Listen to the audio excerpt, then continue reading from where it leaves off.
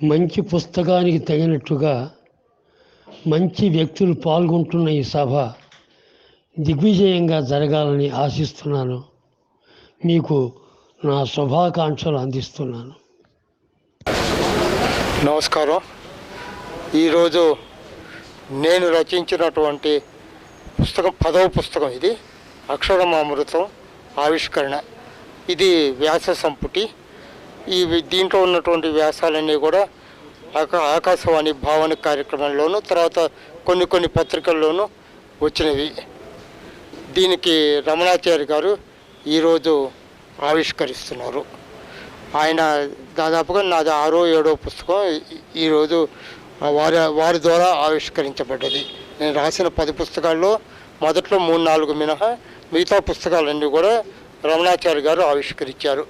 తర్వాత జీవీఆర్ ఆరాధన గుదిబండి వెంకటరెడ్డి గారు నా మొదటి నుంచి కూడా అన్ని పుస్తకాలు, ఈ 10 పుస్తకాలు కూడా వారి సంస్థ ద్వారానే రిలీజ్ అయినాయి. దీంట్లో ఇంకా ఈ కార్యక్రమంలో రమణ వెలమక్కని గారు వీరు ఆ పుస్తకాన్ని పరిచయం చేస్తారు. అలాగే కళా విఎస్ జనార్దనమూర్తి గారు, వారి త్యాగరాయ గాన సభ అధ్యక్షులు. మరి ఈ రోజున ఈ కార్యక్రమం ఇక్కడ జరుపుకుంటున్నామంటే అది అంతా కూడా వారే 325 రోజులు కూడా ఈ త్యాగరాయ గాన సభని వారు ఉచితంగా ఇవ్వటం వల్ల ఇలా మాలాగా ఎంతోమంది పుస్తకాలు ఆవిష్కరణ ఇటువంటి సభలకి అవకాశం ఏర్పడ్డది.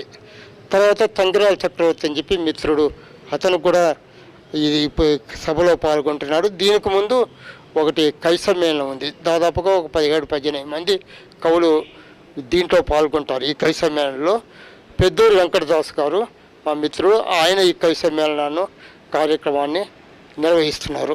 గుదిబండి వెంకటరెడ్డి గారు ఈ సభ జీవీఆర్ ఆరాధనకి సంస్థకి అధ్యక్షులు. జీవీఆర్ ఆరాధన సంస్థ ద్వారా ఈరోజు పుత్తూరు సుబ్బారావు గారు సాహితీకరణం సంపాదకులు వారు రచించినటువంటి అక్షరం అమృతం అనే వ్యాస సంపుటి ఈరోజు ఆవిష్కరణ జరుపుకోబోతుంది. ఈరోజు ఈ సభకు ముఖ్య అతిథిగా డాక్టర్ కెవి రమణాచారి గారు, తెలంగాణ ప్రభుత్వ సలహాదారు గారు ఇచ్చేస్తున్నారు. సో ఏ పుస్తకం ఆవిష్కరణ జరిగినా దాని గొప్పతనం ఎక్కడుంటుంది అంటే వచ్చే అతిథులను బట్టి ఎవరి చేత ఆవిష్కరించబడ్డది అన్నది ఒక గొప్ప గౌరవంగా మిగిలిపోతుంది. అలాంటి ఒక మహానుభావుడి చేతుల మీదుగా ఈరోజు ఈ పుస్తక ఆవిష్కరణ జరగబోతుంది. అయితే ఈ జీవీఆర్ ఆరాధన సంస్థకు నిజానికి ఏంటంటే ఇప్పటి వరకు పుత్తూరు సుబ్బారావు రాసినటువంటి పుస్తకాలు 10 దాకా వారు ఇప్పటి వరకు పుస్తకాలు వెలువరించారు. ఆ 10 దాదాపు నాకు తెలిసి సింహభాగం అంటే 7 పుస్తకాలు బహుశా జీవీఆర్ ఆరాధనాధార సంస్థ ద్వారా అవి ఆవిష్కరించబడ్డాయి. అలా అతను సంపాదించుకున్నాడు ఆరాధన సంస్థ. అలా వెంకటరెడ్డి గారికి తర్వాత సాహితీకరణం ప్రధాన సంపాదకులుగా వారు మాతో కలిసి ఉంటున్నారు. మమేకమై మేము అందరం ఆ పత్రిక కొరకు పనిచేస్తున్నాం. వారు అనేది ఈ జీవీఆర్ ఆరాధన సంస్థ ద్వారా ఈరోజు సుబ్బారావు గారి పుస్తకాన్ని ఆవిష్కరిస్తున్నారు. సో ఈ సభకు నిజానికి అంతకంటే ముందు ప్రముఖులైనటువంటి వ్యక్తుల చేత కవి సమ్మేళనం మేము ఏర్పాటు చేశాం. లబ్ధ ప్రతిష్ఠ అయిన కవులతో పాటు వర్ధమాన కవులందరూ ఈరోజు ఈ కవి సమ్మేళనానికి ఇచ్చేస్తున్నారు. సో ఒక విశిష్టమైన సభ. 2 సంవత్సరాల కరోనా కష్టకాలం తర్వాత వర్చువల్గా చాలా సభలు జరిగి ఉండొచ్చు, చాలా కవి సమ్మేళనాలు జరిగాయి. కానీ ఇట్లా లైవ్లో ఈ సభ జరగడం 2 సంవత్సరాల తర్వాత ఒక గొప్పగా ఫీలింగ్ ఉంది అందరికీ. సో ఈ సభ చాలా గొప్పగా జరుగుతుంది అని మేము అనుకుంటున్నాం. మరి కాసేపట్లో ఈ సభ ప్రారంభమవుతుంది. సుబ్బారావు గారి గురించి ఒక మాట. పూర్వరంగంలో ఆయన ప్రభుత్వోద్యోగి అయినా ఇప్పుడు ఒక పత్రిక సంపాదకులుగా వారు ఏంటంటే కార్యరంగంలో దూకారు. అయితే అంత లోపల పత్రిక యొక్క పల్లకీ మోస్తూ, సాహిత్య పల్లకీ మోస్తూ వారు నడవడమే కాదు కవిత్వము రాస్తున్నారు. ఇట్లా సవ్యసాచిగా వారు 2 పనులు ఒకేసారి చేస్తూ అద్భుతంగా ఆ పత్రికకు మెరుగులు దిద్దుతున్నారు. కరోనా కష్టకాలంలో కూడా పత్రిక ఎప్పుడు ఆగకుండా నిర్విరామంగా తన సేవలను అందిస్తూ అద్భుతంగా పత్రికను తీసుకొస్తున్నారు. ఈ సందర్భంగా వారికి నా హృదయపూర్వకమైనటువంటి శుభాకాంక్షలు అందజేస్తున్నాను.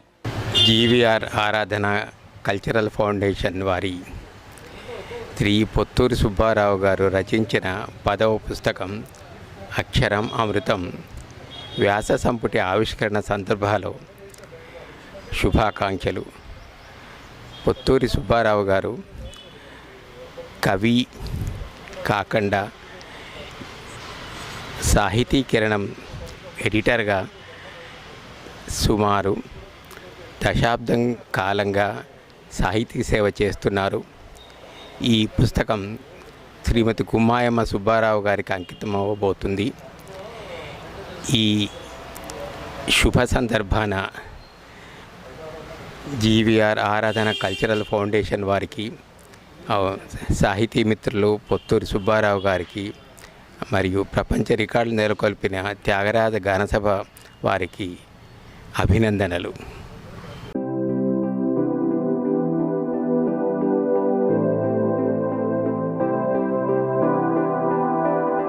పూరి జగన్నాథ రథ చక్రాల్లాగా వారు నిరంతరం ఈ శకటాన్ని లాగుతూనే ఉన్నారు. 12 సంవత్సరాలు లాక్కొచ్చారు. ఇక ఎన్ని సంవత్సరాలు ఇలా ఈ బండి అలా ముందుకెళ్తుందో. వారు వైవిధ్యభరితమైనటువంటి కార్యక్రమాలు చేస్తూ ఈ వేదిక ద్వారా ఎందరినో సభా వేదికకు పరిచయం చేశారు, కవులను, కళాకారులను. ఈరోజు లబ్ధ ప్రతిష్ఠులైనటువంటి పొత్తూరు సుబ్బారావు గారు సాహితీ కిరణం సంపాదకులు, రచయిత, కవి, వ్యాసకర్త. సుబ్బారావు బహుముఖీన ప్రతిభ మనం తరచుగా పత్రికల్లోనూ వేదికల్లోనూ చూస్తుంటాం. అలాంటి సుబ్బారావు గారి పుస్తకం మరి కాసేపట్లో ఈ సభా వేదిక నుంచి ఆవిష్కరణ కాబోతుంది. ఈనాటి ఈ సభను మనం ప్రారంభించుకుంటాం. నా కవిత శీర్షిక చాలా మంది ఉన్నారు కవులు.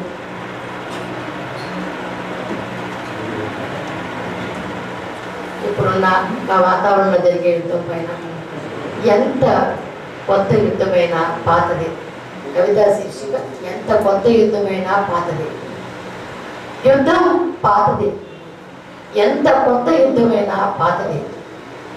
విమానాల్లా ఎగిరే శరీరాలు, ఆకలి మంటలకు మసి అయిపోతున్న జీవాలతో చెడి బతుకుతున్న ఈ ప్రపంచానికి ఎంత కొత్త యుద్ధమైనా పాతది.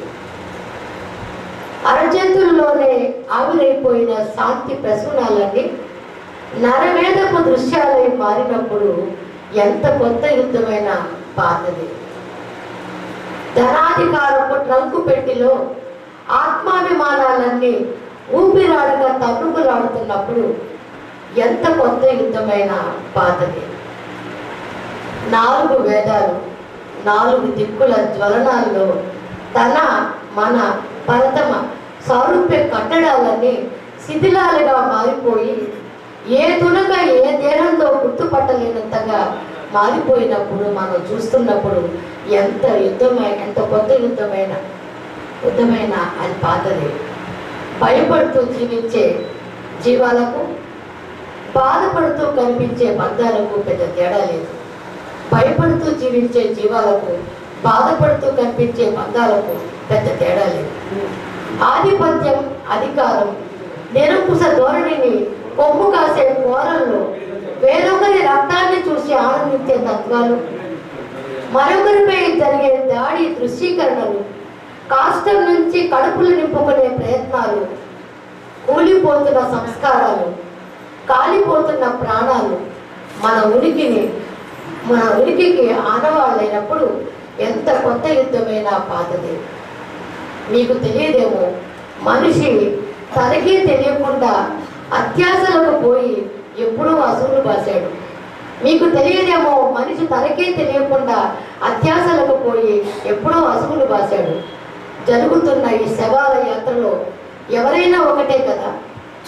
ఇప్పుడు ఎంత కొత్త యుద్ధమైనా పాతదే కదా. మనమంతా కంటే మనమెంత నయమనిపిస్తున్నప్పుడు ఎంత కొత్త యుద్ధమైనా పాతదే కదా. నమస్కారం. విఘ్నేశ్వరాయ నమః. నమ్మితి నామనంబున సనాతనులైన ఉమామజేసులను నిమ్ముగుణాన దంపతుల మేడు భజింతు కదమ్మ మెటి పెద్దమ్మ దయాంబురాశివి కదమ్మ నను కరుణించవమ్మ నిన్ను నమ్మిన వారికన్నతికి నాశము లేదు కదమ్మ ఈశ్వరీ.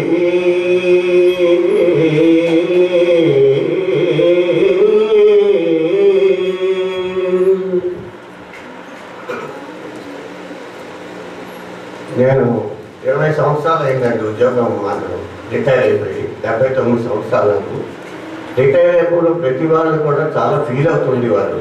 అంటే దాని మీద ఒక కవిత రాసి, రిటైర్మెంట్ తర్వాత బోర్డు జీవితం ఉన్నది, చాలా మంచి జీవితం ఉందని ఒక కవిత రాసి రిటైర్ అయిపోయిన నా సహోద్యోగులందరికీ కూడా మెమోరీతో తయారు చేసి ఆ చదివి వాళ్ళకి ఇచ్చేవాడిని. ఆ కవిత చదువుతాను. ఇది అందరికీ ఉపయోగపడుతుందండి. పదవి విరమణ అన్నది పదవికి లే మిత్రమా, మనిషికి కాదులే మనసుకు అంతకంటే కాదు. పదవి విరమణ అన్నది పదవికి లే మిత్రమా, మనిషికి కాదులే మనసుకు అంతకంటే కాదు. ఏజ్ బార్ అవుతుందని మనసులోకి రానియ్యదు, 58 దాటితే ముందున్నది 100లే. యంగ్స్టర్ థింకింగ్ మరియు యంగ్ లుక్ కావాలి, పాజిటివ్ థింకింగ్తో మైండ్ సెట్టింగ్ ఉండాలి. ఆలోచనలు ఏమి వద్దు, ఆనందమే వద్దు, పని పాట లేకుండా పడుకోవటం వద్దు. అవసరానికి అంతో ఎంత పెన్షన్ ఉంది వద్దు, మన మచ్చలు తెప్పిన వాళ్ళు దరి చేరకవద్దు, ఎందుకంటే వారు మనం జీవిస్తారు. దైవం ప్రతిరూపాలు స్నేహితులై ఉంటారు, సౌండ్గా ఉన్న వాళ్ళు సాయం చేస్తారు.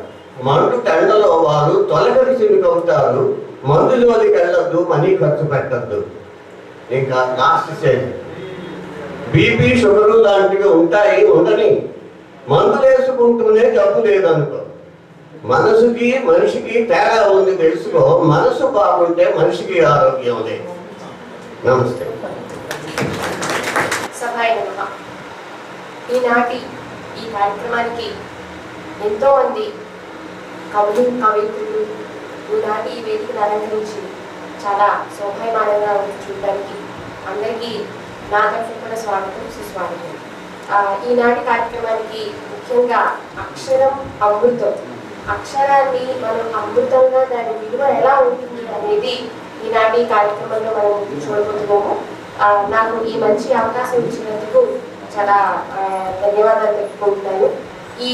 నేను ఈనాటి కార్యక్రమంలో లైఫ్ ఈజ్ బ్యూటిఫుల్ అని ఒక చిన్న సందేశం కూడా కాదు, గత 2 సంవత్సరాలుగా అందరం మానసికంగా చాలా క్షోభను అనుభవిస్తున్నాం. బయటికి రాలేము, ఎవరితో స్వేచ్ఛగా మాట్లాడలేము, స్వతంత్రంగా మాట్లాడలేము, ఎవరి పక్కన కూర్చోలేము, ఎదుటివాడి ఇంటికి వెళ్ళలేము, వాళ్ళు మన ఇంటికి వస్తున్నారంటే రావద్దు, మేము రాము, మీరు రావద్దు. సో ఈ సిచ్యువేషన్లో మనం లైఫ్ బ్యూటిఫుల్గా ఎలా మర్చుకోవాలి, దాని నుంచి ఎట్లా మనం ఆనందంగా ఉండాలి ఒక చిన్న కవిత రూపంగా నేను రాశాను, అది నేను చూస్తాను.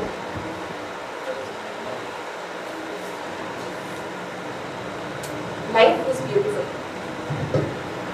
ప్రకృతి అందాలు చూస్తే బ్యూటిఫుల్, ఆనందాల అందాలు చూస్తే బ్యూటిఫుల్, జీవితాన్ని అనుభవిస్తే బ్యూటిఫుల్, ఒడిదుడుకులను స్మరించినా బ్యూటిఫుల్, చదువు ఉందని గర్వపడినా బ్యూటిఫుల్, చదువుకు తగ్గ సంస్కారం బ్యూటిఫుల్, గొప్ప మనసుకి మంచితనం బ్యూటిఫుల్, సిరి సంపదలతో కాదు లైఫ్ బ్యూటిఫుల్, కాగితంపై అక్షరాల నడక బ్యూటిఫుల్, అక్షరానికి పదులు పెట్టే కలం బ్యూటిఫుల్, హరివిల్లు అందాలు ఇంటికి బ్యూటిఫుల్, లైఫ్ని రంగులద్దడం బ్యూటిఫుల్, భూమిని చీల్చుకొని వచ్చే మొలక బ్యూటిఫుల్, భూదేవి చివరమ్మకు నేర్పిన ఓర్ బ్యూటిఫుల్, మంచి పని, మంచి స్నేహం, మంచి ఆశయం, మంచి ఆలోచనలు లైఫ్కి బ్యూటిఫుల్, జీవితంలో మంచి అవకాశం రావడం అరుదు, ఆ అవకాశాన్ని ఆస్వాదించడం బ్యూటిఫుల్, అక్షరాలు తిట్టడం కష్టంగా ఉంటుంది కానీ దాని ఫలం అందుకుంటే కాదా బ్యూటిఫుల్, ధనమేనా అన్నిటికీ మూలం అంటారు, ఆ ధనాన్ని కలర్ఫుల్గా ఆదరిస్తూనే బ్యూటిఫుల్, సీతాకోక చిలుక సింగారం చూస్తే బ్యూటిఫుల్, రంగుల పువ్వుల కలయిక చూస్తే బ్యూటిఫుల్, మయూరాల వయ్యారాల నాట్యం బ్యూటిఫుల్, కోకిలమ్మ పాట తోడైతే మరింత బ్యూటిఫుల్, అమ్మ చేతి గోరు ముద్ద లాలి పాట బ్యూటిఫుల్, నాన్న నేర్పే వినయం విధేయత మరింత బ్యూటిఫుల్, స్నేహంలోని నమ్మకం, బంధాలలోని అనుబంధం, జీవితంలోని అనుభవం, ఆనందం వెలిసి life is full of beautiful.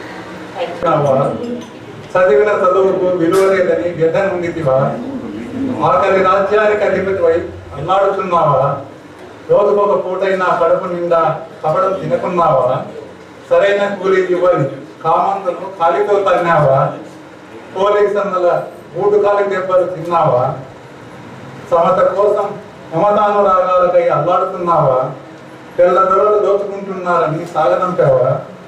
నల్ల దొరలు దోపిడీ దొంగిలేనని నిబీరపోతున్నావా? బాధలన్నీ పెట్టుబడిదారులకైతే కష్టాలన్నీ నీకేనని వాపోతున్నావా? వ్యవస్థపై తిరుగుబాటే మార్గమని తలపోస్తున్నావా? 5 ఏళ్లకు ఒక్కసారి వచ్చే ఓటు హక్కుని నమ్ముకున్నావా? బంగారు తెలంగాణ బాధలు నిజమవుతా అనుకున్నావా? ప్రతి ఇంటికి 100 రోజుల్లో 15 లక్షలు వస్తాయనుకుంటున్నావా? ఏది నిత్యం, ఏది సత్యం, ఏది నిత్యం, ఏది సత్యం, ఏది సాకారం అవుతుందో తెలియకున్నావా? ఎవడు రక్షకుడో ఎవడు భక్షకుడో కనుగొనలేకున్నావా? చూడాలకు బలి తుది శ్వాస విడవాలనుకుంటున్నావా? బంగారు భవితకై భగవంతుని ప్రార్థించు, ఆత్మవిశ్వాసంతో క్రాంతి పొందడంలో పయనించు. తలపునైనే హృదయ సీమలు కలువవలెనని ఉన్నది. తలపునైనే హృదయ సీమల కలువవలెనని ఉన్నది. చెలిమినై నీ వలపు ఎదలు నిలువవలెనని ఉన్నది. చెలిమినై నీ వలపు ఎదలు నిలువవలెనని ఉన్నది. తలపునై నీ హృదయ సీమల కలువవలెనని ఉన్నది. చెలిమినై నీ వలపు ఎదలు నిలువవలెనని ఉన్నది. లేత వెలుగుల నీలి కన్నులు రెప్పలాపుతూ ఉండగా, లేత వెలుగుల నీలి కన్నులు రెప్పలాపుతూ ఉండగా, గోవనై నీ గుండె గూటులో వదగవలెనని తలపునై నీ హృదయ సీమల కలువవలెనని ఉన్నది. చెలిమినై నీ వలపు ఎదలో నిలువవలెనని ఉన్నది. ఈ మనోదర్పణ సీమలో నీ రూపు నిలిచి ఉండగా, శ్వాసనై నీ కోశ వీధులు తిరుగవలెనని ఉన్నది. తలపునై నీ హృదయ సీమల కలువవలెనని ఉన్నది. చెలిమినై నీ వలపు ఎదలు నిలువవలెనని ఉన్నది.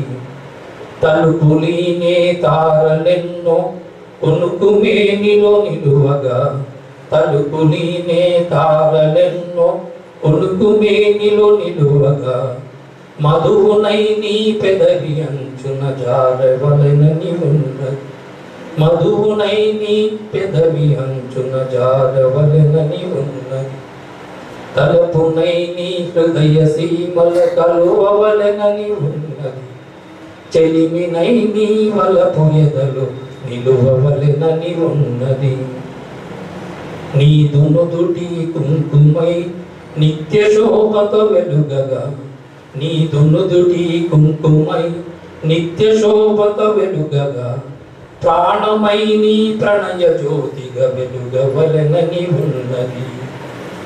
నీ చరణ మంజీర నాట్యం ఎదను వేడుక చేయగా, నీ చరణ మంజీర నాట్యం ఎదను వేడుక చేయగా, మధుర మంజుల మోవనై కదలవలెనని ఉన్నది.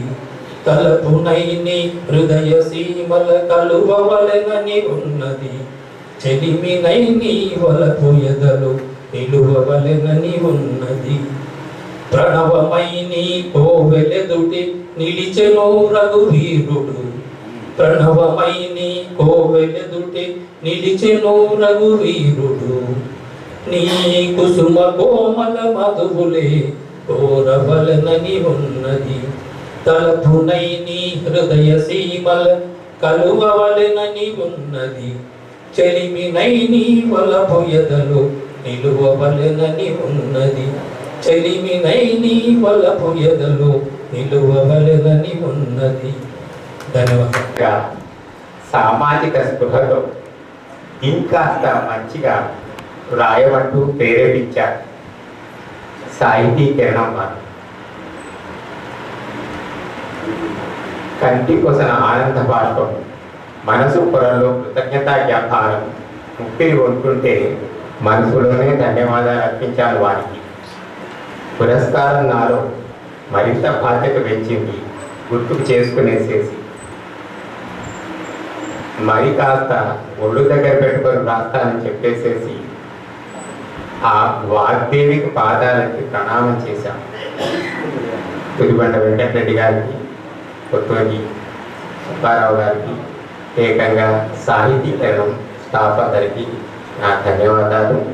రాబోయే కొత్త సంవత్సరానికి అట్లీస్ట్ మనము మన ఈ కరోనా ప్రాబ్లమ్స్ నుంచి బయటపడదామని చెప్పేసి ఆశిద్దాం. అందరికీ నమస్కారం. అమ్మకు అవని అంత సానం ఉంటే నాన్నకు ఆకాశం అంత ప్రేమ కలదు. కనులు రెండైనా చూసే చూపు ఒకటే, పెదవులు రెండైనా పిలిచే పలుకు ఒకటే, చేతులు రెండైనా కొట్టే చప్పట్ల శబ్దం ఒకటే, కాళ్ళు రెండైనా గమ్యం ఒకటే, మనసులు రెండైనా హృదయం ఒకటే, అమ్మా నాన్న మనసులు రెండైనా హృదయం ఒకటే, పంచే ప్రేమ ఒకటే. Thank you. సరళరేఖ చక్కగా ఉన్నంత మాత్రాన అదేమంత అందమైందేం కాదు. అందం అంటే వక్రరేఖలోనే ఉంటుంది. అసలైన సౌందర్యం అంటే ఏదైనా మెలికలు తిరిగినప్పుడు, ఇంకేదైనా వంకర్లు పోయినప్పుడే చూడాలి. నది ఎన్ని వంపులు తిరిగితే అంత సుందరంగా ఉంటుంది. మది ఎన్ని మలుపులు తిరిగితేనో పోయం తడిసి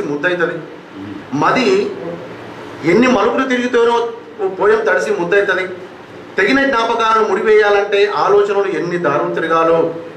సంద్రం అనేది సప్పుడు చేయక సమాంతరంగా బండరాయిలా ఉంటే ఎలా? అపూర్వ భంగిమల్లో అలలెత్తిన నొరగలను చూసినప్పుడే ఆహా ఏమందం అంటూ కళ్ళను కడలికి కట్టేస్తాను.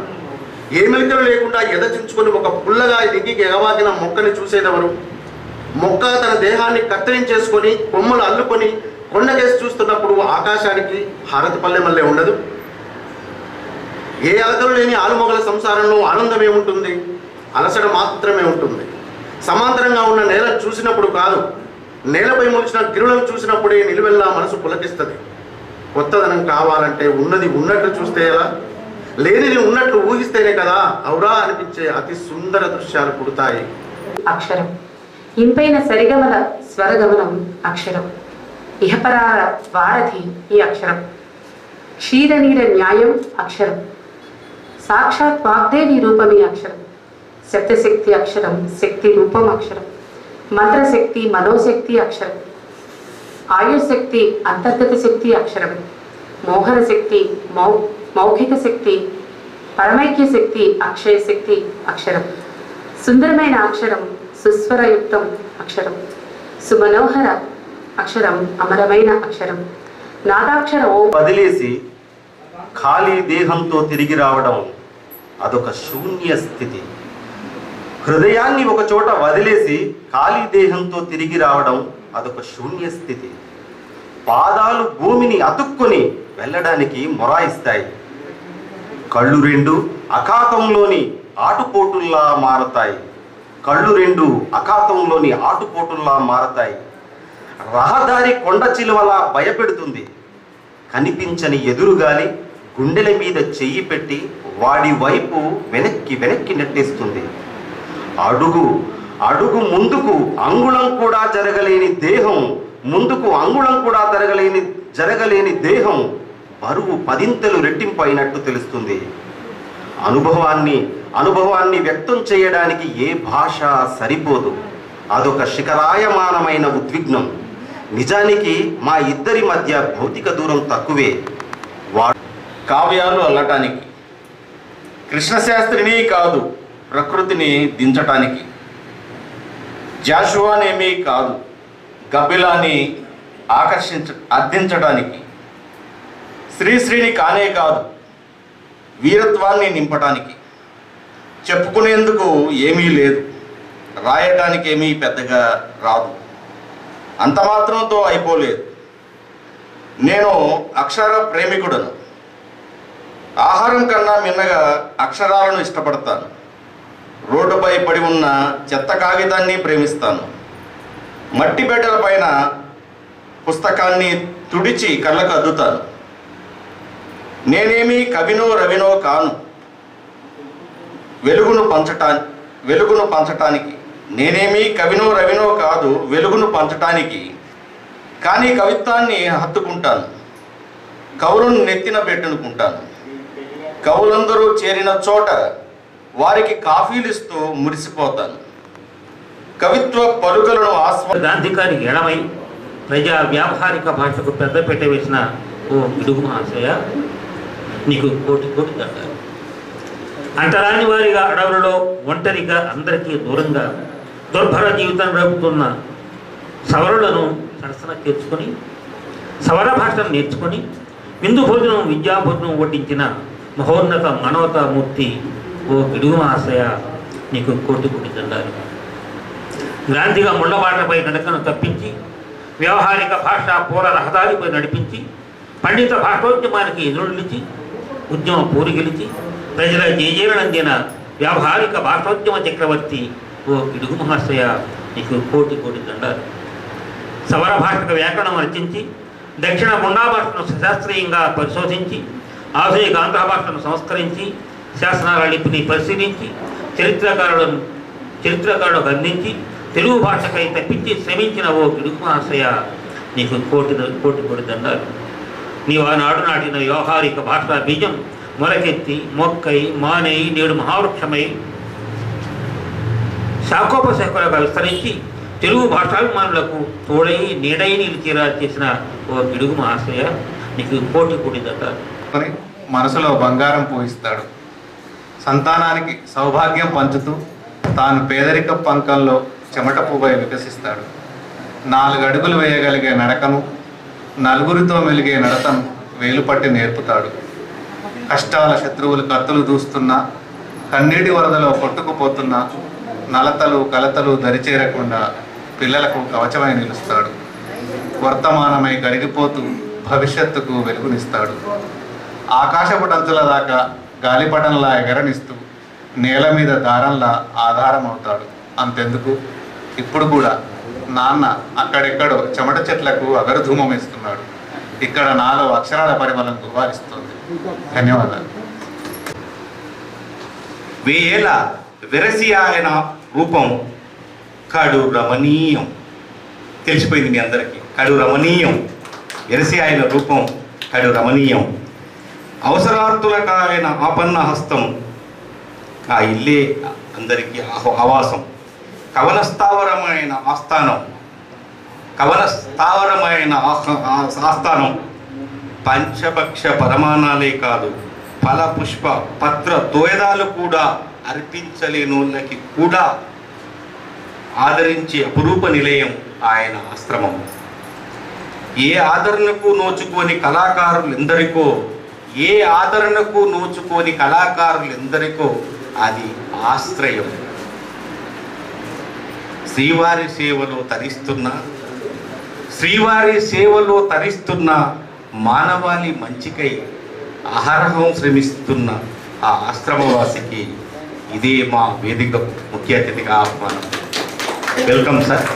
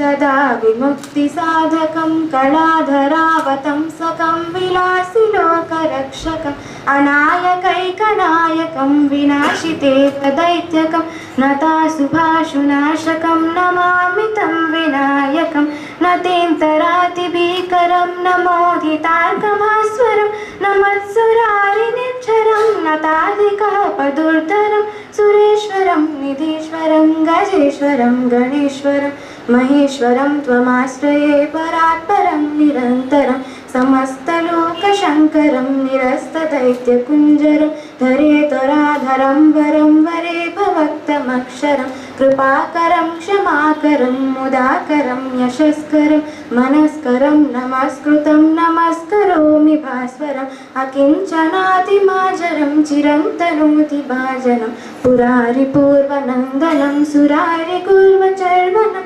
प्रपञ्चनाशभीषणं धनञ्जयादिभूषणं कपोलदानवारणं भजे पुराणवारणं नितन्तकान्तदन्तकान्तिमन्तकान्तकात्मजम् अचिन्त्यरूपमन्तनेन मन्तराय कृन्तनं हृदन्तरे निरन्तरं वसन्तमेव योगिनं त्वमेकदन्तमेव तं विचिन्तयामि सन्ततं महागणेश पञ्चरत्नमादरेण योन्वहं प्रजल्पति प्रभातके हृदयस्मरन् गणेश्वरम् आरोग्यतामदूषतां सुसाहितीं सुपुत्रतां समाहितायुरष्टभूतिमभ्युपैति सुचिरा जय गणेश जय गणेश जय गणेश पाहि मां जय गणेश जय गणेश जय गणेश रक्ष मां जय गणेश जय गणेश जय गणेश पाहि मां जय गणेश जय गणेश जय गणेश रक्ष मां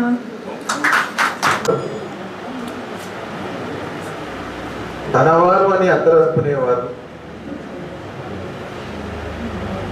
కళలని తన కళ్ళుగా భావించేవారు. సామాన్యుని కూడా అప్పున చేర్చుకునేవారు. ఈ ప్రాంగణంలో ముఖ్య అతిథిగా చేసిన పెద్దలు డాక్టర్ కెవి రమాచారి గారు, పెద్దలు వెంకటదాస్ గారు తన కవిత్వంలో అద్దినట్టుగా చెప్పారు. అది అక్షరాల నేటి నిజం.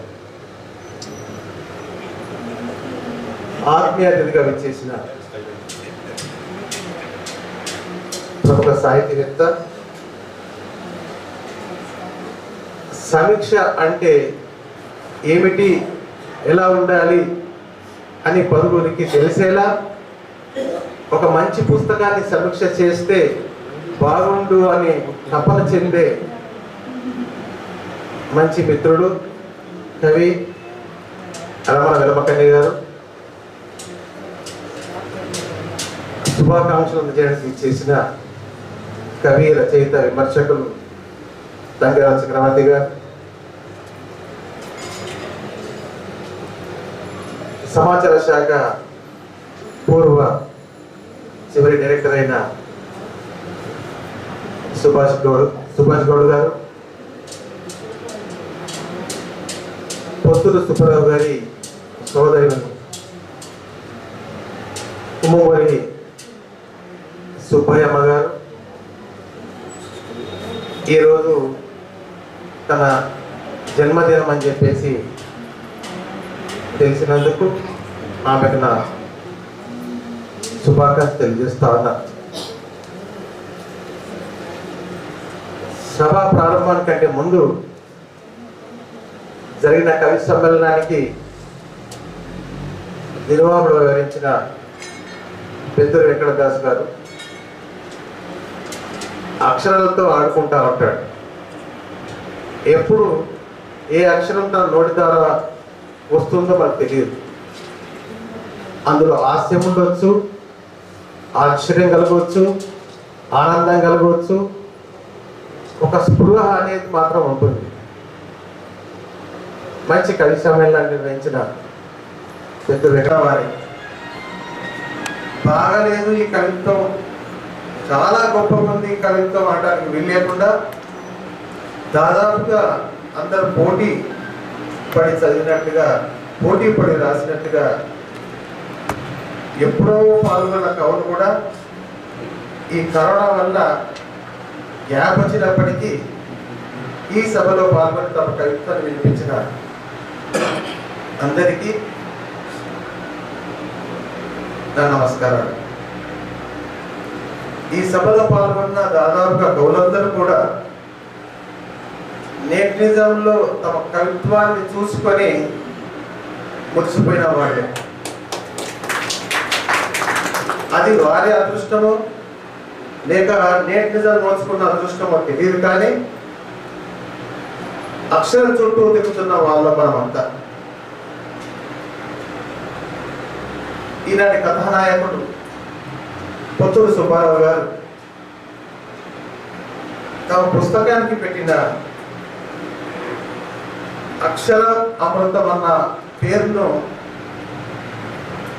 చూసిన తర్వాత నాకు చాలా ఆనందం వేసింది.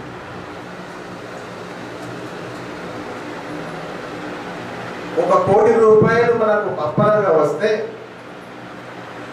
ఆ ₹1 కోటి వల్ల మనిషి చెడిపోతాడేమో, కానీ అక్షరాన్ని ఆత్మగా చేర్చుకున్న ఏ వ్యక్తి అయినా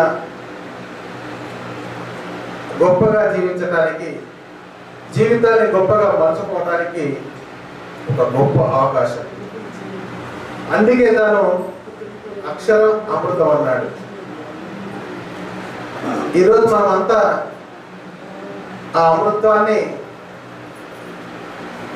తీసుకున్నట్టుగా ఒక బలాన్ని మనం, అక్షర జ్ఞానాన్ని మనం పెంచుకున్నట్టుగా ఉందని భావిస్తా ఉన్నాను. పొత్తూరు సుబ్బారావు గారు, నేను ఇద్దరం ఈ వేదిక మీద సంపాదకులు. తన ఒక పత్రిక, నేను ఒక పత్రిక నిర్వహిస్తున్న సంపాదకులు. ఒక రకంగా చెప్పాలంటే సంపాదన లేని సంపాదకులు. సాహితీ పత్రికలు సంపాదన చేకూర్చదు. చేకూర్చేది ఏమిటి అంటే, ధన సంపాదన ఎంత ఉన్నా, ధన అప్పనంగా ఎంత వచ్చినా, సాహిత్యంలో శ్రమపడే వ్యక్తులకి, అక్షరాన్ని నెత్తిన పెట్టుకొని పూజించే ఏ వ్యక్తికైనా అదొక అదృష్టంగానే భావించాలి. అదే అసలైన సంపాదన. అక్షర సంపాదన కనుక ఉంటే, సాహిత్య సంపాదన కనుక పెంచుకోగలిగితే ఆ మనిషి ధన్యుడే. ఈరోజు ఈ సభలో ఉన్న వాళ్ళంతా దాదాపు అక్షర ప్రేమికులే. అంటే మనమంతా అక్షర ప్రేమికులమే, అక్షర సంపాదకులమే. సాహిత్య సృజన వల్ల మనమే కాకుండా మన చుట్టూ ఉన్న సమాజాన్ని కూడా కాపాడుకునే బాధ్యతతో పాటు అవకాశాలు కూడా మెండుగా ఉంటాయని అనే వ్యక్తిని నేను. పొత్తూరు సుబ్బారావు గారు తన పుస్తకం గురించి నేను మాట్లాడకూడదు, కానీ ఇంకా ప్రారంభం కాలేదు కాబట్టి, ఆవిష్కరణ కాలేదు కాబట్టి, తన పుస్తకంలో తను రాసుకున్నాను అని చెప్పాడు ఒక మాట. దాదాపు 25 ఏళ్ల క్రితం పొత్తూరు సుబ్బారావు గారు సమాచార శాఖలో అధికారిగా పనిచేస్తున్నప్పుడు పత్రికా నిర్వహణలో భాగంగా మేము ఆ శాఖకు రోజు వెళ్తుంటాం కాబట్టి తను కవిత్వాన్ని నాకు అందించేవాడు. నేను కవిత రాశాను సార్ చూడండి. అప్పుడు నేను ఆశ్చర్యపోయేవాడిని. అధికారులంతా ఒకవైపు తమ పనిలో నిమగ్నమై ఉంటే, తాను తన డ్యూటీని, అధికారాన్ని సకాలంగా నిర్వహిస్తూనే సాహిత్యం వైపు తను మళ్ళిన విధానాన్ని చూసినప్పుడు, నా కవిత్వాన్ని చూసినప్పుడు నాకు ఆనందం వేసేది. అలా తన కవిత్వాన్ని నేను నేర్చుకుని పరిశీలించాను చాలాసార్లు. అయితే ఒక సందర్భంలో ఈసారి తీసే ప్రత్యేక సంచికి మళ్ళీ మీరు కవిత ఇస్తానేంటి, ఇవ్వకండి, ఒక మంచి వ్యాసం రాసి ఇవ్వండి అని చెప్పేసి నేను అన్న మాటని తన పుస్తకంలో రాసుకున్నాను. అదే ఆయన మొదటి వ్యాసము, అదే ఆయన మొదటి వ్యాసం ప్రచురించిన నేర్పించాం. సో అలా ఎదుగుతూ వచ్చిన పొత్తూరు సుబ్బారావు గారిని చూసినప్పుడు నాకు చాలా ఆనందం. మరో విషయం ఏమిటంటే, ఆ సమయంలో పెద్ద రమణాచారి గారి సమాచార శాఖకు కమిషనర్గా ఉన్నప్పుడు పొత్తూరు సుబ్బారావు గారి రచన చూసి చదివి, ఇది మన వాడైనా, మన అధికారైనా, మన శాఖలో ఉన్న వ్యక్తేనా అని తెలుసుకొని పిలిపించుకొని, బాగా రాసావు సుబ్బారావు అని చెప్పేసి తనతో అన్నప్పుడు తాను నాతో చెబుతూ మురిసిపోయిన సంఘటన, ఆ మురిసిపోయిన సమయం నాకు ఇప్పటికీ నా అభిప్రాయం. అలా పెద్ద బ్రహ్మచారి గారు ఎంతమందిని ఉత్సాహపరుస్తూ ప్రోత్సహిస్తున్నారో మనమే సాక్ష్యం, ఈ నిండు సభే సాక్ష్యం. అలా ఒదిగి ఎదుగుతూ వస్తున్న సుబ్బారావు గారు ఒకనొక రోజు నా కార్యాలయానికి వచ్చి, దేవదాస్ గారు నేను పరిచయం పెట్టదలుచుకున్నాను అన్నాడు.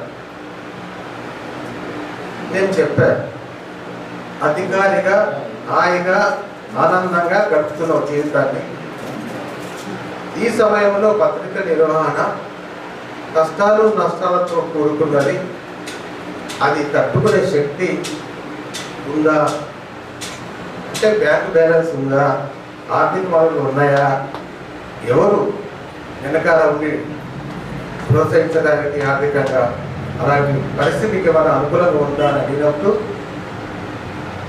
అది ఏమీ లేదు కానీ ఇష్టం ఉంది అన్నాడు. నేను కష్టం కదా అన్నాను. కష్టమైనా ఇష్టంతో చేద్దాం అనుకుంటున్నాను అన్నప్పుడు నేను చాలా ఆనందపడ్డాను. మన జీవితంలో ఏ పనినైనా ఇష్టంతో చేస్తే కనుక ఎంత కష్టానైనా ఎదుర్కోగలమనేది నా జీవితంలో నేను అనుభవించి తెలుసుకున్నాను.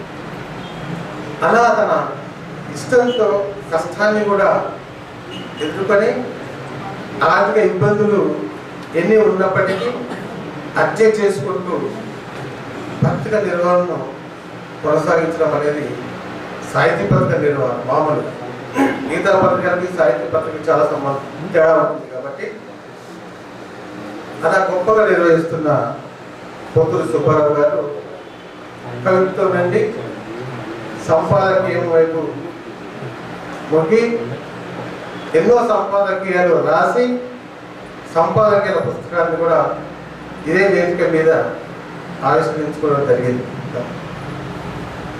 అలా వ్యాసాలు కూడా రాస్తూ ఈరోజు తను రాసిన వ్యాసాలన్నింటినీ ఒక పుస్తక రూపంలో 200 పైగా పేజీలతో అక్షరం అమృతం పుస్తకాన్ని మనం ముందుంచారు. అంటే ఒక వ్యక్తి ఒదిగి ఎదగడం ఎలా, కవిత్వం వైపు మరలి ఆ కవిత్వాన్ని ఆస్వాదిస్తూ గొప్పగా జీవించడం ఎలా అనేది మన సుబ్బారావు గారిలో చూడవచ్చు. అలా ఒదిగి ఎదిగిన సుబ్బారావు గారు రచించిన అక్షరం అమృతం పుస్తకాన్ని ముఖ్య అతిథి మనందరి మంచి మనిషి, మనసున్న మనిషి డాక్టర్ రమణాచారి గారు విశ్వాసంగా కోరుతూ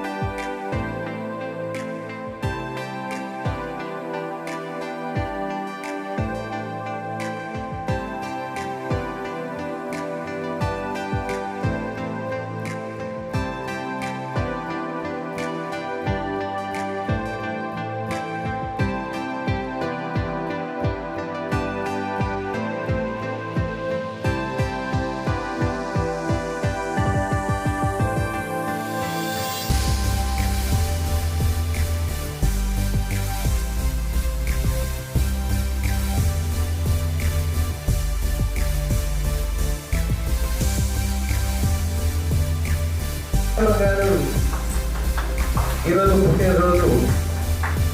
తను ఒక కవి, ఒక కవయిత్రి, ఒక రచయిత్రి, ఒక కథపురాలు. ఎంత అదృష్టమో సుబ్బారావు ఈరోజు. సుబ్బారావు గారు తప్పనిద్దరు కవులు, తన సోదరు కూడా రచయిత రంగంలో సాహిత్య రంగంలో ఉండడం వాళ్ళు తన కుటుంబం చేసుకున్న అదృష్టంగా భావించవచ్చు.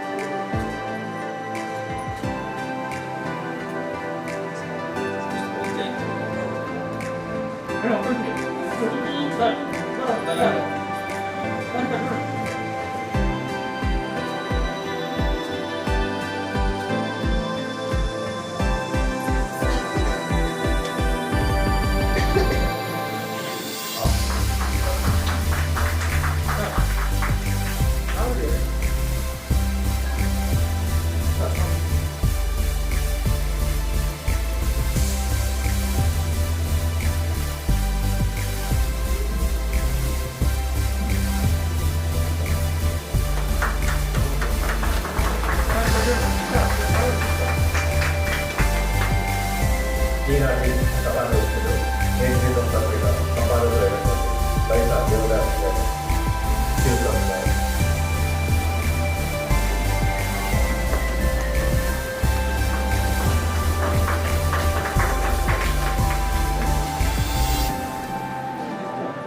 ఈనాటి ఆత్మీయ అతిథి శ్రీ రమణ విధవకర్ణి గారు సంస్కారం యాగోరెడ్డి గారు చెప్తున్నారు.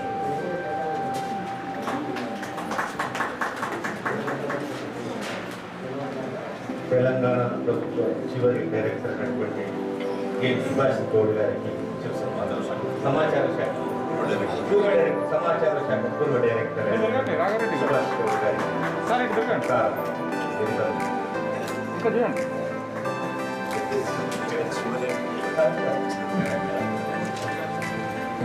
ఈనాటి ఈ సభకు శుభాకాంక్షలు అందించడానికి చేసినటువంటి కందిరాల చిత్రరాజు గారికి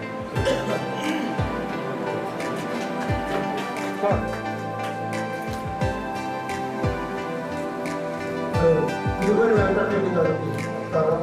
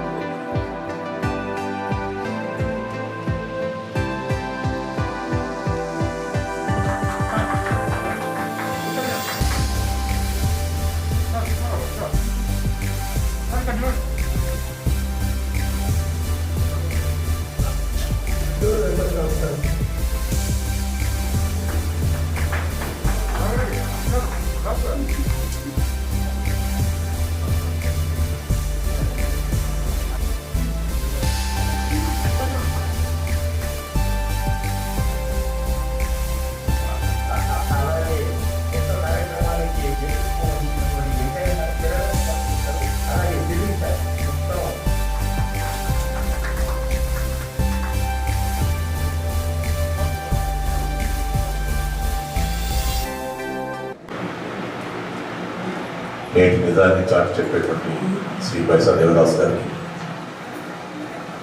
మాతృమూర్తి మనందరికంటే కూడా ఈ ప్రాంగణంలో చాలా ఉత్సాహంగా ఉన్నటువంటి మాతృమూర్తి సుబ్బాయమ్మ గారికి, వారికి వాళ్ళ పుట్టినరోజు నాడు పుస్తకాన్ని అంకితం ఇస్తున్నాము అని చెప్పంటే వారి రచనా వ్యాసంగానికి సాహితీ అభిష్టానికి తార్కాణంగా దీన్ని భావిస్తాము అందరం కూడా. వారికి శాస్త్రంగా ప్రణామాలు. రమణ వెల్లమకర్ణి గారికి, తండ్రి చక్రవర్తి గారికి, పెద్దూరు వెంకటదాస్ గారికి, ఈ వేదిక మీద నాతో పాటు ఎన్నో ఏళ్ళు పనిచేసి ఒక సమాచార శాఖకి డైరెక్టర్ స్థాయిలో రిటైర్ అయినటువంటి సోదరులు శ్రీ సుభాష్ గౌడ్ గారికి, ఈనాటి కథానాయకుడు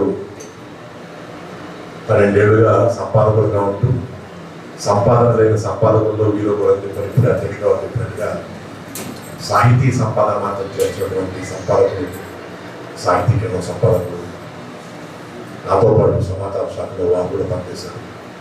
నా సహోద్యోగిగా ఉన్నాను. వారికి పుత్తూరు సుబ్బారావు గారికి, శ్రీమతి పుత్తూరి జయలక్ష్మి గారికి, కవి సమ్మేళనంలో పాల్గొన్నటువంటి డాక్టర్ హూసరావు రజనీ గంగాధర్ గారికి, డాక్టర్ ప్రతాప్, అలాగే మహాశ్రీ మందికి,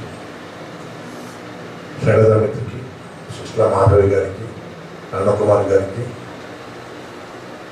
ఇంకా ఇతరులందరికీ కూడా సదస్సు వాళ్ళందరికీ కూడా నమస్కరిస్తూ ఆవిష్కరిస్తూ ఒక పుస్తకాన్ని రాయడం అని చెప్పంటే సులభమైన విషయం కాదు. పొత్తూరు సుబ్బారావు గారికి ఇది 10వ పుస్తకం. వారు 2007లో సమాచార శాఖ నుంచి రిటైర్ అయ్యారు. రిటైర్ అవ్వడం ఆలస్యం ఆయన పిచ్చకగూడు అనేటువంటి పుస్తకాన్ని రాసి ఈ సాహిత్య ప్రపంచానికి అందించారు. 2007 నుంచి 2018 దాకా ఆయన చేసినటువంటి కృషి స్తబ్దత నుంచి సమరం వైపు అనేటువంటిది 2018లో రాసిన తర్వాత ఇప్పుడు 2022లో అక్షరమతో అనే పుస్తకాన్ని ఆవిష్కరింపజేశారు. ఎంత సౌమ్యులో, ఎంత సుమనస్కులో, అంత కర్తవ్య నిర్వహణలో చాలా పట్టుదలగా ఉండేటువంటి వ్యక్తి పొత్తూరు సుబ్బారావు గారు. ఈ పొత్తూరు అనేటువంటిది మనందరినీ కూడా కదిలించేస్తుంది. ఆ పొత్తూరు సుబ్బారావు గారు చేసినటువంటి మంచి పని వాళ్ళు ఏంటంటే సుబ్బాయమ్మ గారిని మనకందరికీ పరిచయం చేస్తూ పుట్టినరోజు నాడు వారికి పుస్తకాన్ని అంకితం చేయడం అనేటువంటిది వారి అక్క మీద వారికి ఉండేటువంటి గౌరవం కావచ్చు, కానీ ఆమె యొక్క వాత్సల్యానికి చిహ్నంగా ఇది మనకు అంకితం ఇవ్వబడిందని చెప్పని నేను భావిస్తా ఉన్నాను. ఈ అక్షరం అమృతం అనే పేరు ఎందుకు పెట్టారో తెలియదు, కానీ చాలా లోతుగా చెప్పాల్సిన అవసరం ఉంది. సృష్టికర్త తన ప్రయోగశాలలో అస్తవ్యస్తంగా ఉన్నటువంటి రసాయనాల యొక్క సమ్మేళనం వల్ల ఉద్భవించినటువంటి వాడు మానవుడు. అనుకోకుండా ఆ రసాయనాలు అస్తవ్యస్తంగా ఉన్నటువంటి వాటిని కూడా కలిపేసేస్తే ఒకరు ఉన్నట్టుగా ఒకరు ఉండకుండా ఉండేటట్టుగా ఒక్కొక్కరు ఒక్కొక్క రకంగా ఎక్కడో దగ్గర కొంత భేదంతో 1 మంది జన్మించినారు ఈ ప్రపంచంలో అని చెప్పంటే ఆయన ప్రయోగశాలలో ప్రమాదవశాత్తు చేసినటువంటి పని ఇది. ఆ పని వల్ల కొందరికి ఆకారం వచ్చింది, కొందరికి క్షాకారం వచ్చింది. ఆవేశం, ఆవేదన, ఆరాటం, ఆర్తి లాంటి భావాలు కలిగినటువంటి వాళ్ళందరూ కూడా ఆకారానికి తాకారం. క్షమ, క్షేమం, శాంతి, క్రాంతి లాంటి భావాలకు ప్రతీకరించేటువంటివన్నీ కూడా క్షాకారానికి సంకేతం. ఈ ఆకారం క్షాకారాలను చూస్తే మనకు అనిపించేది ఏంటంటే ఏ క్షమ, క్షేమం, క్రాంతి అనేటువంటి భావాలు ఉన్నాయో అవన్నీ సులభావాలు, అంటే దైవీ భావాలు. ఆవేశం, ఆరాటం, ఆర్తి, ఆవేదన ఏవైతే ఉన్నాయో అవన్నీ కూడా అసుర భావాలు. సురాసుర సమ్మేళనమే మానవుడు. ఈ మానవుడు చేసినటువంటి పరిస్థితి ఏంటంటే ప్రతివాడికి ఒక అనుభవం ఉంటుంది కాబట్టి తన యొక్క అనంతమైనటువంటి అనుభవ క్షీరసాగరంలో ఎలా తాను క్షీరసాగరంలోకి వెళ్ళాలి అని చెప్పి అనుకుంటే అక్షరామృతాన్ని సేవిస్తేనే, అక్షరామృత క్షీరసాగరంలో ఉంటేనే ఆ మానవుడిలో ఒక రకమైనటువంటి వేడుకలు ఉంటుందని చెప్పని చాటి చెప్పడమా అన్నట్టుగా నాకు ఈ పుస్తకం అనిపిస్తాం. పేరు చాలా గొప్పగా ఉంది, అక్షరామృతం. ఆయన అక్షరం అమృతం అనుకుంటే అక్షరామృతం అనవచ్చు, కానీ అక్షరం అమృతం అయినటువంటి జీవితం మనది అని చెప్పడానికి అన్నట్టుగా పొత్తూరు సుబ్బారావు గారు తెలుసో తెలియకో ఆ పేరు పెట్టి నన్ను అందరినీ కూడా చాలాసేపు ఆలోచింపజేశారు. నా రిక్వెస్ట్ ఏంటంటే అసురభావాలు ఉన్నాయని కాదు, కానీ లేకుండా చేసుకోవడానికి చేసేటువంటి నిరంతర ప్రయత్నం మనం చేస్తే ఈ పుస్తకంలోకి తిరిగి చూద్దామండి. ఇందులో సాహిత్యం పట్ల, తర్వాత భాష పట్ల, రాజకీయం, మానవీయం, యాత్ర, ఇలా ఒక 4-5-6 శీర్షికల ద్వారా దాదాపు 56 వ్యాసాలు రాసినటువంటి పొత్తూరు సుబ్బారావు గారు గూఢచారి పత్రికకు పంపించాడు చాలా వ్యాసాన్ని.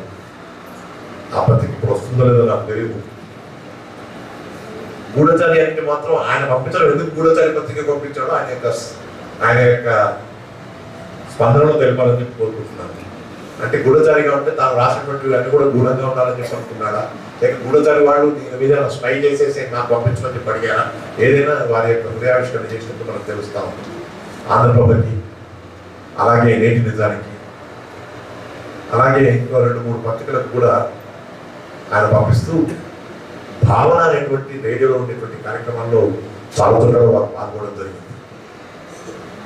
ఆయన సమాచార శాఖలో పనిచేశారు కాబట్టి పత్రికలతో చాలా అనుబంధం ఉంది కాబట్టి పత్రికల గురించి కూడా మాట్లాడారు. గడియారం రామకృష్ణ గురించి మాట్లాడారు.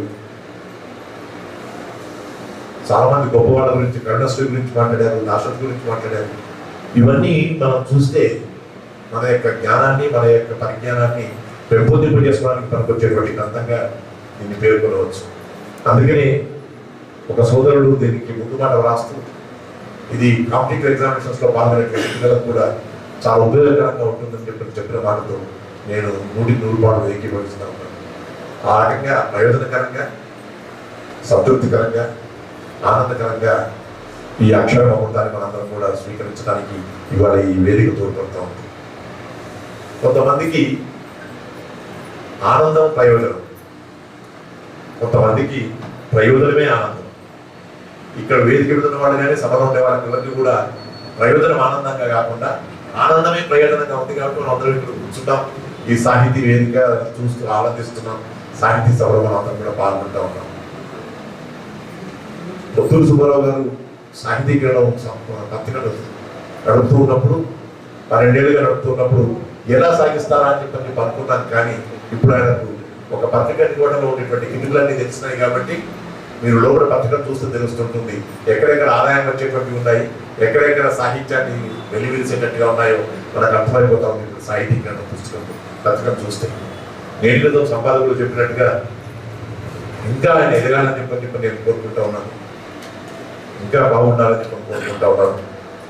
ఆయన యొక్క పరిజ్ఞానం ఏదైతే ఉందో మరింతగా వ్యాప్తి చెందినట్టుగా చూసుకోవాల్సిన అవసరం ఉందని చెప్తూ ఇవాళ కవి సమ్మేళనం పెట్టడం అనేటువంటిది ఎంతో ఔచిత్యవంతంగా ఉంది. మనకు ఉండేటువంటి వాళ్ళందరూ కూడా తమ యొక్క కవితల్ని క్లుప్తంగా ఉన్నా చాలా సుందరంగా వారు కవితల్ని పఠించి తమ యొక్క హృదయాన్ని ఆవిష్కరింప చేసుకున్నందుకు మరి పెద్దూరు వెంకటదాసు నేను సభా ప్రాంగణంలో కవిత చదువుతానని చెప్పి నన్ను ఆహ్వానిస్తూ చదివినటువంటి కవిత ఏదైతే ఉందో అది గమనీయంగా ఉందని చెప్పి నేను భావిస్తూ అలాంటి కవితలు ఇంకా ఎన్నో ఆయన వివరించాలని చెప్పి పెద్దూరు వెంకటదాస్ గారు కూడా తెలుపుతా ఉన్నాను. మరొక మాట ఇక్కడ దయచేసి సాహితీ మిత్రులు అందరూ కూడా అనుకోవాల్సింది ఏంటంటే ఈ సమాజంలో ఎలాంటి మార్పును ఎలా తీసుకొని రావాలి అనేటువంటి ఉద్దేశంతో ప్రయత్నం చేయాల్సిన అవసరం.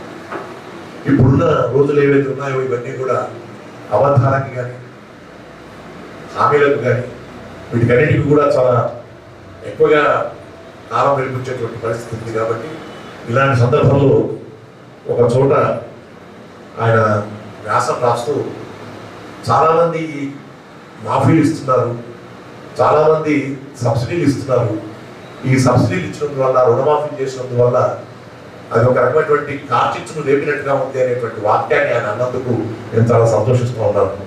సంపాదకులుగా నిజం.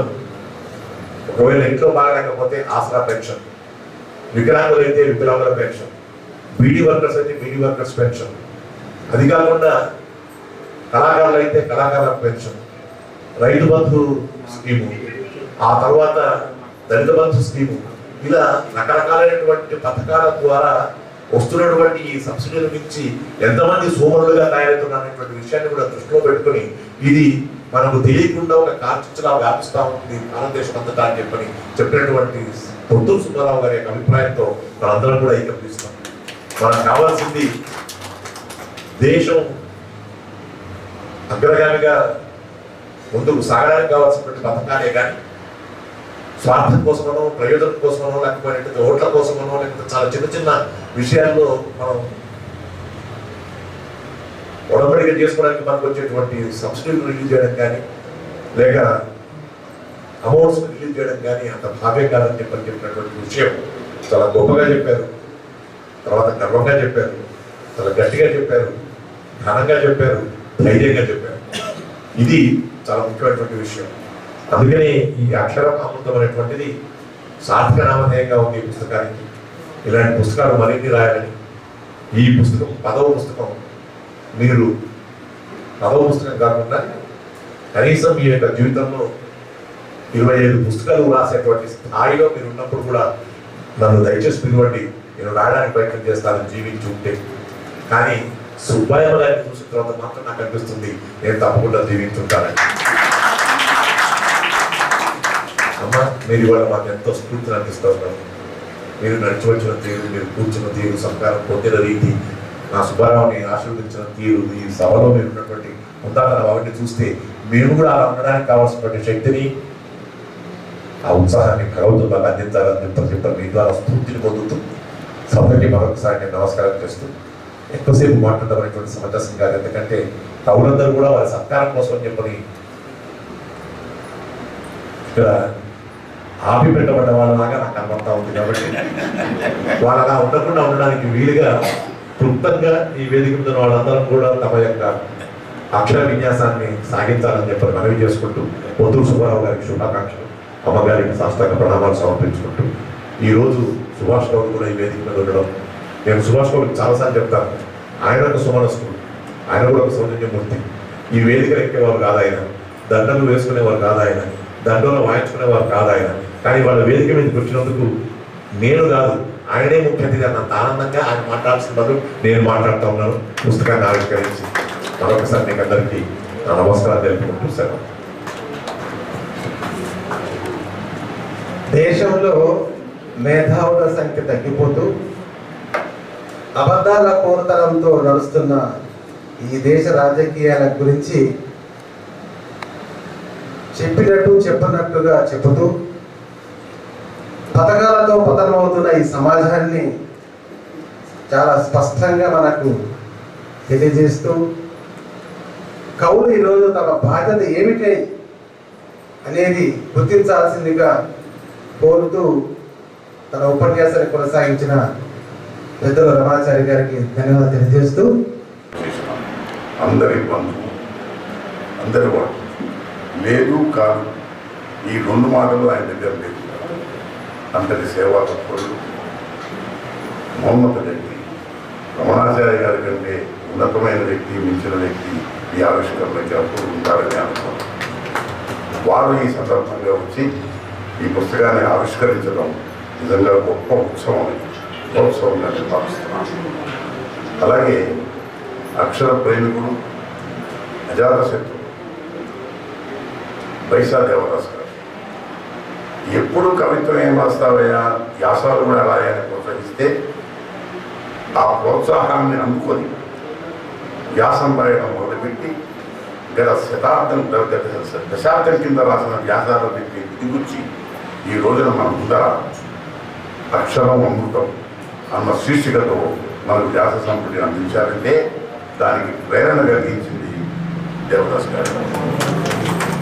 ఒక్క పొత్తూరి వారికే కాదు, నాలాంటి వారికి ఇక్కడ కూర్చున్న ఎందరో కవులకి ఆయన స్ఫూర్తి వెన్ను తట్టిన సాహితీవేత్త వైశా దేవదాస్ గారికి, కవి రచయిత విమర్శకుడు తంగిరాల చక్రవర్తి గారికి,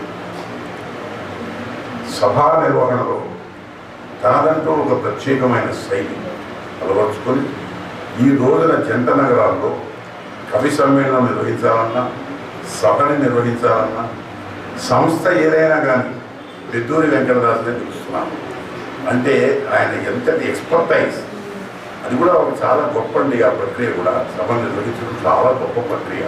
ఆ ప్రక్రియతో నిష్ణాతులైన కవిమిత్రులు పెద్దూరి వెంకటదాసు గారికి, జీవీఆర్ సంస్థ అధినేత ముదిబండి వెంకటరెడ్డి గారికి, రాఘవరెడ్డి గారికి, సుబ్బాయమ్మ గారికి, ఆంధ్రప్రదేశ్ సమాచార శాఖ పూర్వ డైరెక్టర్ సుభాష్ గౌడ్ గారికి, కవిమిత్రులు, ఈ కవిమిత్రులు అందరితో కలిసి నేను కవిత్వం చదివినవాడిని, కవి సమ్మేళనాల్లో పాల్గొన్నవాడిని. చాలా గొప్ప కవిత్వం చదివారు. వాళ్ళ గజళ్ళు పాడారు, పద్య కవిత్వం చదివారు, వచన కవిత్వం చదివారు, వచనమే చదివారు. అలా ఎంతో గొప్ప కవి సమ్మేళనం జరిగింది ఈ రోజున. చాలా అద్భుతమైన కవి సమ్మేళనంలో కవిగా నేను పాల్గొనందుకు విచారిస్తూ అందరి గొప్ప కవిత్వాన్ని ఆస్వాదించినందుకు ఆనందిస్తూ మీ అందరికీ నమస్కారాలు. అలాగే ఈనాటి రచయిత పొత్తూరి సుబ్బారావు గారిని మనస్ఫూర్తిగా అభినందిస్తూ వారి అర్థాన్ని పొత్తూరి జయలక్ష్మి గారికి కూడా అభినందనలు తెలియజేస్తూ 2 ముక్కలు నేను మనవి చేస్తాను. పుస్తకానికి అక్షరం అమృతం అన్నారు. అంటే అక్షరము అమృతం లాంటిదని రచయిత అభిప్రాయం. అమృతం గోలిన వాడు శాశ్వతత్వం ఎలా పొందుతాడో, దేవతలు అమృతం గోలి అమరులయ్యారని మనం విన్నాం, కానీ మనం చూడలేము.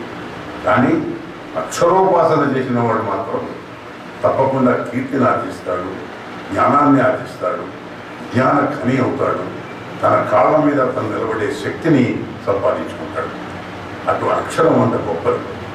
అటువంటి అక్షరం అమృతంతో పోలుస్తూ ఆయన రాసిన వ్యాస సంపుటికి అక్షరం అమృతం అని పేరు పెట్టడం చాలా చాలా సముచితంగా ఉందని నా ఉద్దేశం. ఇందులో 56 వ్యాసాలు ఉన్నాయి. ఇందులో రచయిత టెక్నిక్ ఏంటంటే 56 వ్యాసాల్లో ఏది కూడా 1.5 పుటలకి మించి లేదు.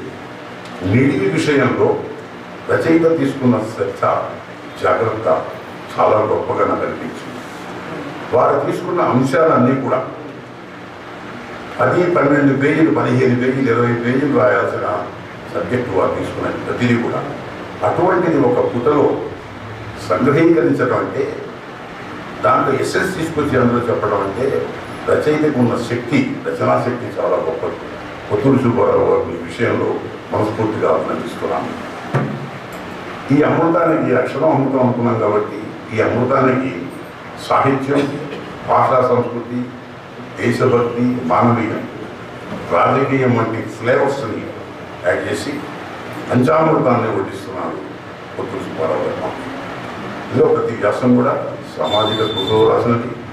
మనకు తెలిసిన విషయాలైనా కొత్తగా చెప్పడం, తెలియని విషయాలు చాలా క్రోడీకరించడం ఈ వ్యాసాల్లో మనం గమనిస్తాం.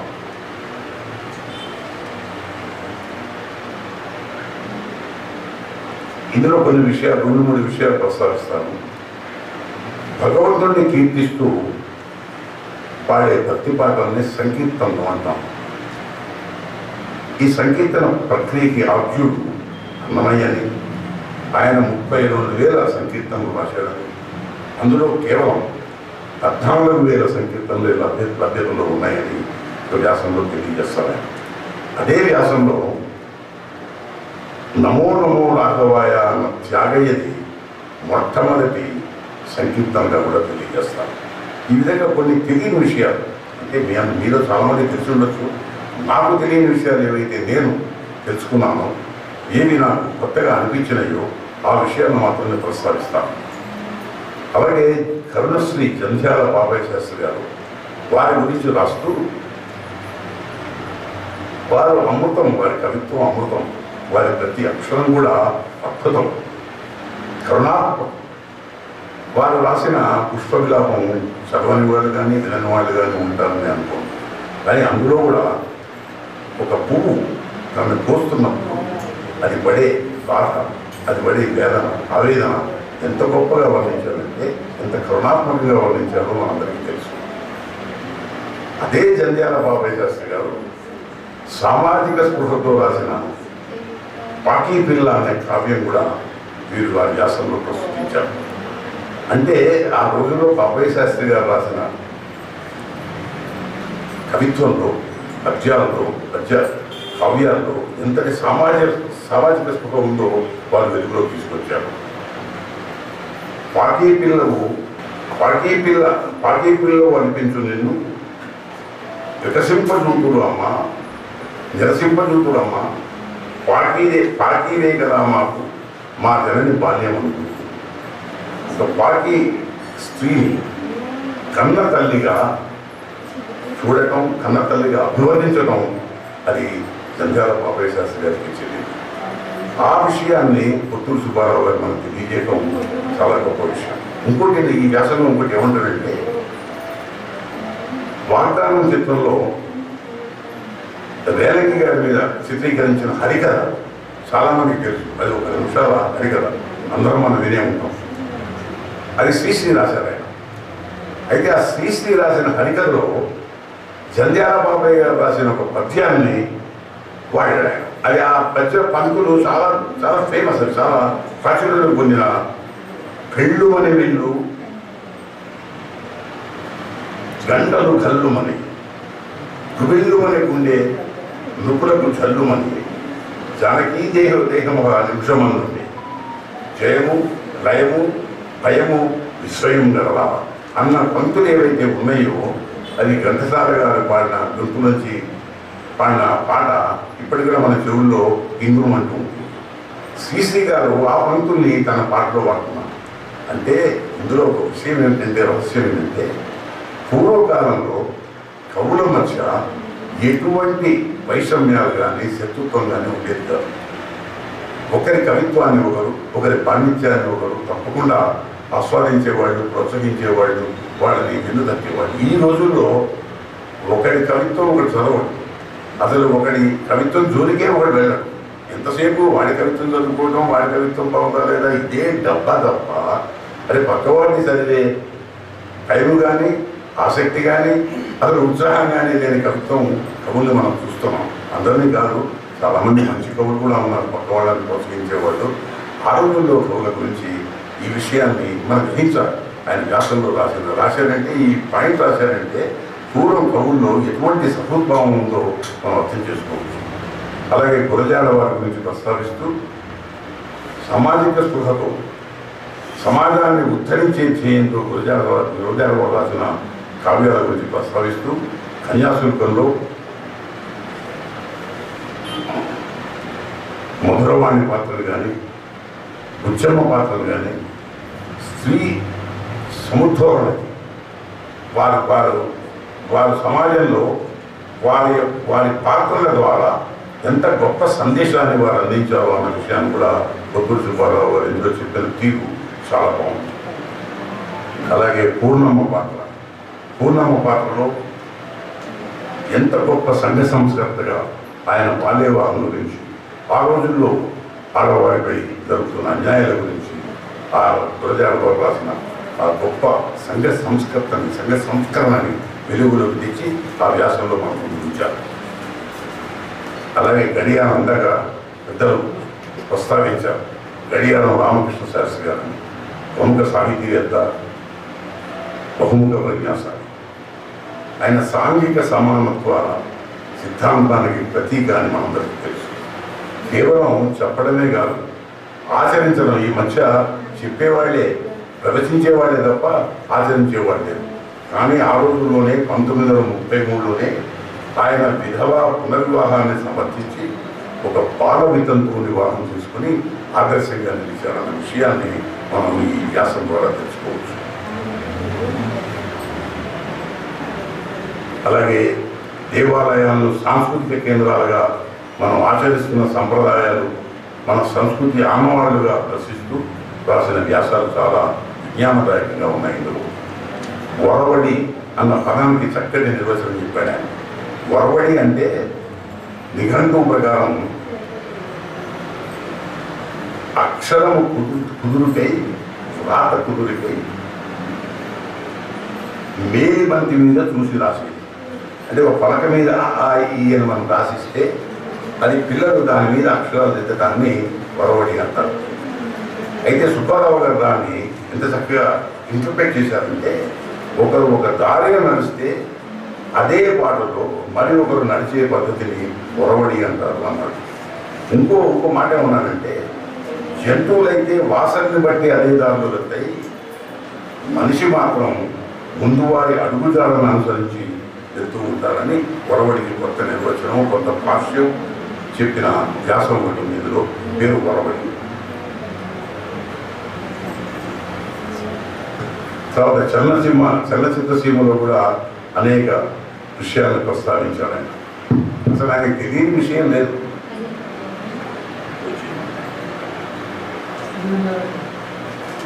చలనచిత్ర సీమలో కూడా చాలా గొప్ప విషయాలను ఆయన ప్రస్తావించాడు. ఆయన సంపాదకీయాలు కూడా, ఇంతకుముందు సంపాదకీయాలు కూడా వ్యాస సంపద వచ్చినాయి. ఇది ఒక దశాబ్దం క్రితం ఆయన రాసిన అనేక వ్యాసాల సంపద. ఇది మొత్తానికి ఈ వ్యాసాలన్నీ చదివితే ఆయనకున్న విజ్ఞానం, ఆయనకున్న లోతైన అవగాహన, పరిశోధన, పరిశీలన మనం గమనించవచ్చు. చివరగా పింఛన్దారుల మీద ఒక వ్యాసం రాశారు. నేను పింఛన్దారునే, చాలామంది పింఛన్దారులు ఉన్నారు ఇక్కడ. మొదటి పింఛన్ ఎలా వచ్చింది, ఈ రోజున మన పింఛను ఎంత ఇలా అనుభవిస్తూ హాయిగా ఎలా ఉంటున్నాం, దీనికి ఎవరు పితామహుడు అని పింఛన్ పితామహుడు గురించి ఒక వ్యాసం రాశారు. నకరా ధరం స్వరూప్ నకరా. ఈ మహానుభావుడు హెచ్ఏఎల్లో డైరెక్ట్గా పనిచేశాడు. తర్వాత పింఛన్దారుల కోసం ఆయన శ్రమపడి ఈ రోజున పెన్షనర్స్, బ్యాంక్ ఎంప్లాయీస్ అయితేనేమి, గవర్నమెంట్ ఎంప్లాయీస్ అయితేనేమి, ఎవరైతేనేమి ఈ రోజున హాయిగా పెన్షన్ తీసుకుని ఇంట్లో హాయిగా ఉంటున్నారంటే ఆయన పుణ్యమే అని ఆయన గురించి ఒక వ్యాసం రాశారు. నిజంగా నాకు తెలియదు ఈ విషయం. నేను పెన్షన్ని హాయిగా ఎంజాయ్ చేస్తున్నాను. దాని గురించి ఆయన రాయడం చాలా గొప్ప. అంటే ఈ విధంగా తెలియని విషయాలు చాలా తెలుసుకోవచ్చు. ఇందులో జ్ఞానాన్ని పెంపొందించుకోవచ్చు. వాతావరణ కాలుష్యం, వాతావరణ పరిరక్షణ ఆవశ్యకత, ఇలా అనేక సామాజిక అంశాల మీద ఆయన రాసిన వ్యాసాలు చాలా చాలా గొప్పగా అనిపిస్తాయి.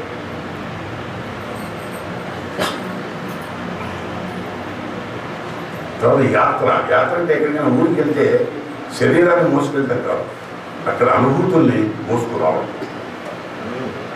ఇందులో చికాగో నగరం మనందరికీ చికాగో అనగానే ఒక పెద్ద అందమైన నగరంగా కనిపిస్తుంది. కానీ ఆయనకి శ్రామిక సుందర నగరంగా కనిపిస్తుంది, సమైక నగరంగా కనిపిస్తుంది. అందులో ఆయన Vivekananda Memorial, Willis Towers, Millennium Park, Cloud Gate, Michigan Lane, Indian Street, Pakistan Street, a market, ఇవన్నీ చికాగో నగరాన్ని తన పేరు పట్టుకొని మనం తిప్పి చివరికి ఏమంటాడంటే ఈ మహానగరం శ్రమైక జీవన సౌందర్యానికి అద్దం పట్టిన నగరంగా ఆయన దర్శిస్తాడు, మనని దర్శింపజేస్తాడు. ఇంత గొప్ప వ్యాస సంపుటి రాసిన పొత్తూరు సుబ్బారావు గారిని మనసారా అభినందిస్తూ నాకే అవకాశం ఇచ్చిన పొత్తూరు వారికి నమస్కరిస్తూ నమస్కారం. సభాధ్యక్షులు నేటి నిజం సంపాదకులు వైఎస్ఆర్ దేవదాస్ గారికి, ఈరోజు ఈ పుస్తకాన్ని రాసినటువంటి పొత్తూరు సుబ్బారావు గారికి, పొత్తూరు సుబ్బారావు గారి అక్షరాలని మనకి అందించి చక్కని సమీక్ష చేసిన పెద్దలు వెలమకన రమణ గారికి, జ్ఞాన తేజమూర్తి సుబ్బయ్య గారికి, పుస్తకాన్ని అంకితం తీసుకున్న జ్ఞాన తేజమూర్తిని ఆమెకి, కవిసభ కవులకి మీ అందరికీ నమస్కారం. అలాగే ఈ సభలో పాల్గొనే అవకాశాన్ని కల్పించిన ఆరాధన కల్చరల్ ఫౌండేషన్ వ్యవస్థాపకులు శ్రీ గుదిబండి వెంకటరెడ్డి గారికి నా ప్రత్యేక నమస్కారం. సుబ్బారావు గారికి నాకు ఒక 20 ఏళ్ళుగా పరిచయం ఉంది. ప్రపంచీకరణ వ్యతిరేక కవితా సంకలనం తీసుకొచ్చినప్పుడు ఆ కవితా సంకలనంలో వారి కవిత ఆ సంకలనంలో వేయడం జరిగింది. మేము అట్లా ఆ పరిచయం ఈ రోజు దాకా మాకు కొనసాగుతూనే ఉంది. ఈ పుస్తకంలో చాలా విషయాలు నేను ముందు మాటలో కూడా రాయటం జరిగింది. వీటిని సివిల్ సర్వీస్ పరీక్షకి వెళ్ళే విద్యార్థులకి ఆ వ్యాసాలు కనుక చదువుతుంటే ఖచ్చితంగా ఒక 50 మార్కులు ఖచ్చితంగా వస్తాయని నేను ఘంటాపరంగా చెప్తాను. చక్కగా అథెంటిసిటీతో రాశాను ఆ విషయాలన్నీ కూడా. మళ్ళీ చెప్పిన విషయాలు చెప్పడం అవుతుంది కనుక కొన్ని విషయాలు మాత్రం ఒక 2 విషయాలు చెప్పి నేను ముగిస్తాను. గరిబెళ్ళ గారి గురించి చాలా అద్భుతమైన వ్యాసం రాశారు ఆయన. గరిబెళ్ళ వారు చాలా పేదరికంతో చనిపోయాడు చివరి రోజుల్లో. మరి ఆయన చాలా నిబద్ధతగా జీవించాడు. మా కొద్దీ తెల్లదొరకం రాస్తే తర్వాత రోజుల్లో ఆయన్ని మా కొద్దీ నెలదొరకం రాయమని అంటే నేను రాయనని చెప్పినటువంటి ఒక కమిటెడ్ రచయిత మనకి ఈ వ్యాసం ద్వారా పొత్తూరు సుబ్బారావు గారు చూపించారు. వారికి ప్రత్యేక అభినందనలు. అట్లా తెలియని విషయాన్ని అథెంటిసిటీతో చెప్పి మనకు అందించడం అనేది చాలా గొప్ప విషయం. అది సంపాదకులు చేసినటువంటి గొప్ప విషయం. కందుకూరి వీరేశలింగం గారు ఎలా అయితే అన్ని తెలుగు సాహిత్య ప్రక్రియల్లో అన్వేషణ చేయగా ఉన్నారో తెలంగాణలో అదే స్థాయిలో సురవరం వారు కూడా అంత స్థాయిలో అన్ని ప్రక్రియల్లో ఆయన రాశారు. నా స్నేహితులుగా నా కోరిక, నా విన్నపం ఏంటంటే మీరు కూడా సంపాదకీయాలు రాశారు, కవిత్వం రాశారు, కథలు రాశారు, వ్యాసాలు రాశారు, పుస్తకాలు తీసుకొచ్చారు. నాటక రంగం మీద కూడా పుస్తకం తీసుకురావాలి. ఇంటర్వ్యూలు చేశారు, దాని మీద పుస్తకం తీసుకురావాలి. నవల బట్టి తీసుకురావాలి. మీ అనుభవాన్ని చక్కగా అనేక యాత్రలు చేశారు, ఆ యాత్ర చరిత్రలు తీసుకురావాలి. ఇంత యాత్ర గురించి చెప్పారు రమణ గారు. చికాగో నగరం కొంతమందికి వివేకానందుడు యొక్క ప్రసంగాలు గుర్తొస్తాయి, కొంతమందికి చికాకులో అమరవీరులైన శ్రామికుల రక్తంతో తడిసిన ఎర్ర జెండా గుర్తొస్తుంది. అట్లా ఎంతో మహాతత్వ రస అన్నారు. మనం ఏది భావిస్తే అది వస్తుంది.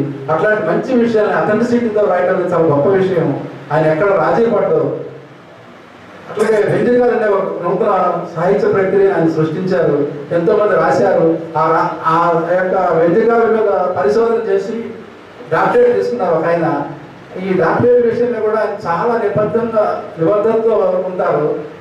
ఒక వ్యక్తి నాకు డాక్టరేట్ వచ్చింది, మీరు ఎందుకు రాయాలి మీ పత్రికలు అంటే ఆయన వెంటనే లెటర్ తీసుకుని యూజీసీకి రాసి ఈ డాక్టరేట్ వాస్తవం కాదా అని యూజీసీని కనుక్కొని రాయటం అంటే జరిగింది. అంటే జర్నలిజంలో ఎలాంటి ప్రమాణాలు పాటించాలి అవన్నీ పాటిస్తున్నటువంటి గొప్ప వ్యక్తి పొత్తూరు సుబ్బారావు గారు. వారిని ఎప్పుడు స్ఫూర్తిదాయకంగా ఉంటారు. వారికి నా శుభాకాంక్షలు. అలాగే ఈరోజు జన్మదినోత్సవం జరుపుకుంటూ మనందరికీ ఆదర్శంగా ఇచ్చిన జ్ఞానమూర్తి సుబ్బయ్య గారికి నా ప్రత్యేక నమస్కారాలు పాదాలను తెలియజేసుకుంటూ మీ అందరికీ సెలవు. నమస్తే. నమస్కారం. ఎంతోమంది మహానుభావులు అందరికీ నా వందనాలు. అంతకుముందు మిత్రులు ప్రస్తావిస్తూ సమాచార శాఖ ఆఖరి డైరెక్టర్ అన్నారు. అదేవిధంగా మా డిపార్ట్మెంట్లో ఆఖరి కవి, ఒక ఆఖరి రచయిత సుబ్బారావు గారు. వాళ్ళు పిలిచారు, నాకు ఆశ్చర్యం వేసింది. మామూలుగా నన్ను ఎవరు పిలువరు. నేను మీటింగ్కి రావాల్సి అంటే నేను మీరు రమ్మంటే వస్తాను కానీ కూర్చుంటాను, నేను వేదిక మీదకి రావాలన్నాడు. అలాంటి సాహసం నేను ఏం బాబు, నేను ఎప్పుడు వేదిక మీద రావడం కానీ మాట్లాడడం కానీ అలాంటి చేయను. నేను కరోనా వచ్చి అందరికీ నష్టం చేసింది కదా, నాకు లాభం చేసింది కదా, ఎక్కువ మాస్క్ కట్టుకుంటే మాట్లాడే అవసరం ఉండదు. అలాగే నేను చాలా తక్కువ మాట్లాడతాను. అక్కడ నేను రమణాచార్య గారికి నమస్కారం పెట్టి అక్కడ నుంచి అక్కడ పారిపోవాలనుకున్నాను. సారీ తక్కువ గెలిచి పారిపోతాను. అలాంటి వ్యక్తిని నన్ను తీసుకొచ్చి వేదిక మీద కూర్చోబెట్టిన మీ అందరికీ కృతజ్ఞతలు. సుబ్బారావు గారి గురించి చెప్పారు. నాకు చాలా ఆసక్తులు చాలా కాలం నుంచి. పుస్తకం టైటిల్ నాకు చాలా నచ్చింది, అక్షరం అమృతం. క్షీరసాగర్ మరణం చేసి దేవతలు అమృతాన్ని తీసుకెళ్ళారు. వెళ్తూ వీళ్ళకి అన్యాయం చేయవచ్చు మా వారికి అన్ని అక్షరం ఇచ్చారు. మనకి వారేమో సజీవులై స్వర్గంలో ఉన్నారు. అక్షరబద్ధ చేసిన ఎంతో మంది మహనీయులు వేల సంవత్సరాలు మన మధ్యనే తిరిగాడుతున్నారు. వారందరికీ మరొకసారి మనంతా స్మరించుకోవాలి. చాలా గొప్ప విషయం. ఇంకొకటి, నేను ఈ మధ్యనే రెగ్యులర్గా సాహిత్య కేంద్రం లోపల అంతకుముందు పెద్ద చదివేవాడిని కాదు. చదివిన తర్వాత నాకు అనిపిస్తుంది, ఎన్నో పత్రికల దేశంలో పెద్ద పెద్ద పత్రికలు, పెద్ద పెద్ద మ్యాగజైన్స్ అన్నీ కాలక్రమాలు కలుసుకోవడం, లేకుంటే పక్కచిపోవడము ఇవన్నీ జరిగినా సుబ్బారావు గారి మ్యాగజైన్ మాత్రం సాహితీకరణం అటు వాసలో కానీ ఇటు రాసులో కానీ తగ్గేది అన్నట్టుగా కనిపిస్తున్నారు ఆయన. అదే వాళ్ళని ముందు కొనసాగించాలని, ఇంకా ఆయన నిండు వెతికి ఈ సాహితీ సంపదను మరింత సుసంపన్నం చేయాలని మనసారా కోరుకుంటూ అద్భుతమైన పుస్తకం రాసిన వారికి మనసారా అభినందిస్తూ సెలవు తీసుకుందాం. నమస్కారం. ఈ సభకి ముఖ్య అతిథిగా ఇచ్చేసిన రమణాచార్య గారికి, మన సుభాష్ గౌడ్ గారిని నేను అడిగాను. ఎందుకంటే సమాచార శాఖలో ఉన్నప్పుడు వారి దగ్గర నేను పనిచేశాను. ఎంతో క్లోజ్గా ఉండేవారు. వారు ఈ సభలో ఒక అతిథిగా కానీ లేకపోతే సభాచులు ఏదైనా ఉండమని చెప్పి అడిగితే అదేం ఉండదు. సభకు ఊరిక నేను ప్రేక్షకుడిగా వస్తా ఉన్నా. కానీ అనుకోకుండా రమణాచార్య గారు చెప్పడం వల్ల వారు ఈ సభలో ఆశీర్లు కావడం కూడా అది సంతోషకరమైన విషయం. మరి రమణ రామకని గారు వారు మొదటి నుంచి కూడా ఈ సమీక్షలో వెళ్ళడం చాలా ఎంతో బాగా క్లుప్తంగా, ఇంత పెద్ద పుస్తకంలో క్లుప్తంగా చాలా చక్కగా చెప్పారు. మరి బైసా దేవదాస్ గారు వారు అన్నట్టుగా మరి నేను ఈ పత్రికలు స్థాపించడానికి ముందు ఆయన్ని కలవడం జరిగింది. ఒక విషయం ఏంటంటే, నేను ఆఫీస్లో ఉండగా టైం దొరికినప్పుడు ఈ కవితలు రాస్తూ ఉంటాను. అయితే మాకు ఎదురుగా ఈ పత్రికల వాళ్ళు చరిత్ర పేపర్ వాళ్ళు ఎక్కువగా మమ్మల్ని కలుస్తూ ఉండేవాళ్ళు. సరే, మన బైసా దేవదాస్ గారు కూడా కలుస్తూ, సరే ఈ కవితలు స్పెషల్ ఇష్యూస్ ఇస్తున్నామంటే కవితలు రాస్తున్నాను. అప్పుడు ఒకసారి అన్నాడు, కవితలు కాదు మీరు వ్యాసాలు కథలు కూడా రాయాలని. అప్పుడు నేను వ్యాసాలు అనేది మొదలుపెట్టాను. మొట్టమొదటి వ్యాసం నేటి మీదలోనే నాది పబ్లిష్ అయింది. ఆ తర్వాత కొన్ని పత్రికల్లో ఇందాకనే అన్నారు గూఢచారి పత్రిక ఎందుకు రాశానని చెప్పి. మామూలుగా ఏంటంటే ఒక పెద్ద పెద్ద పత్రికలు ఆంధ్రజ్యోతి, ఈనాడు లాంటి వాటికి మనం వెళ్ళి రిక్వెస్ట్ చేసుకొని వ్యాసం రాయటం కన్నా కూడా వాళ్ళంతటి వాళ్ళు, నేను గూఢచారనేది మంత్రి ఒకటి నల్గొండ నుంచి స్థాపిస్తున్నాను, ప్రతి నెల మీ వ్యాసం ఒకటి తప్పకుండా ఉండాలి మా పత్రికలో అని చెప్పి భూపతి రాజు గారు అని చెప్పి వారు కోరటం వలన ఆ వ్యాసాలు నేను గూఢచారులో సమావేశాలు రాశాను. అట్లాగే ఆంధ్రప్రభ లాంటి పత్రికల్లో కూడా రాశాను. ఆల్ ఇండియా రేడియో ముఖ్యంగా ఏంటంటే ఈ భావన అనేది పొద్దున్నే 6 గంటలకి భావన కార్యక్రమం వస్తుంది. రమణాచార్య గారు కూడా నేను చాలా విన్నా. దేవస్థానం అని, తర్వాత పరోపకారం అని అనేక భావన కార్యక్రమంలో వారు కూడా ప్రసంగించారు. అంటే ఆ క్లుప్తత అనేది ఒక పెద్ద అంశాన్ని తీసుకొని దాన్ని క్లుప్తగా సంక్షిప్తంగా చెప్పడం అనేది ఆకాశవాణి ద్వారానే అది నేర్చుకోవడం అనేది జరుగుతుంది. ఎందుకంటే 4.5 నిమిషాల్లో మనం పెద్ద సాహిత్యం అని చెప్పి అన్నారు. సాహిత్యం గురించి 4.5 నిమిషాల్లో మాట్లాడాలంటే అది చాలా కష్టం వస్తుంది, ఎందుకంటే ఎంతో ఉంటుంది. అయినా కూడా దాని గురించి 4.5 నిమిషాల్లో సాహిత్యం గురించి, సంగీతం గురించి 4.5 నిమిషాలు, అట్లాగే ఈ గురజాడ పరావతిని, తర్వాత ఈ గంజాడ ప్రాపేశ్ శాస్త్రి గారు అంటే వారి జీవితంలో జరిగినటువంటి ముఖ్యమైనటువంటి విషయాలు నేను దాంట్లోనే ముందు మాటలో కిందడి వెంకటకృష్ణరావు గారు రాశారు. సామాన్యుల వైపు దృష్టి ఉంటుందని చెప్పి అది నిజమే. వారి నుంచి కూడా నేను ఈ సామాన్య మనుషుల మీద నేను అందుకని చెప్పి జంజాడ పాపయ్య శాస్త్రి రాసినటువంటి ఆయన రాసినటువంటి పుష్ప విలాప వాటికన్నా కూడా ఎక్కువగా నేను ఈ కాకి పిల్ల అనే వారి కార్యానికి నేను ప్రాధాన్యత ఇవ్వటం జరిగింది. అట్లాగే మిగతా కవులు గురజాడ అప్పారావు గారికి గురించి కాదు ఇవన్నీ కూడా నేను రాశాను. అవన్నీ కూడా నేను రాసిన వాటి గురించి నేనైతే చెప్పుకోకూడదు. ఇవన్నీ మరి రాశానంటే దానికి వెనకవైపు మరి ఎంతోమంది నాకు ఈ సహాయ సహకారాలు ఉంటూ ఉన్నాయి. ఏదో ఇప్పుడు గురజాడ గురించి అనేక పత్రికలు వస్తాయి, ఆ పత్రికలు ఉన్నట్టుగా నేను రాసినట్టు ఉండకూడదు. కాబట్టి ఒక కొత్త విషయాన్ని నేను చెప్పడం జరిగింది.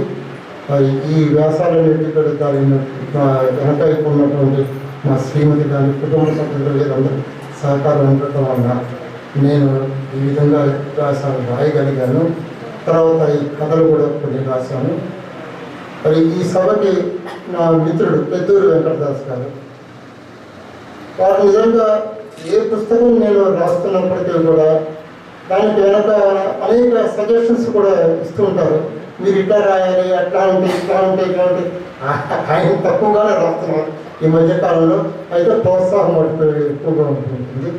వారు తంగిరాల చక్రవర్తి గారు ఈ సాహితీ స్రవంతి అని చెప్పి దాంట్లో ఈ కవి సమ్మేళనాలకి నాకు ఎక్కువగా అవకాశాలు కల్పించారు. నాకు ముఖ్యంగా ఏంటంటే నేటి మీద ఒకటి, సాహితీ స్రవంతి ఒకటి, ఈ రెండు నా సాహిత్య అభివృద్ధికి సాహిత్యాన్ని ముందుకు తీసుకెళ్ళడానికి అది ఎంతో తోడ్పడ్డాయని చెప్పి నేను భావిస్తూ, మా అక్కయ్య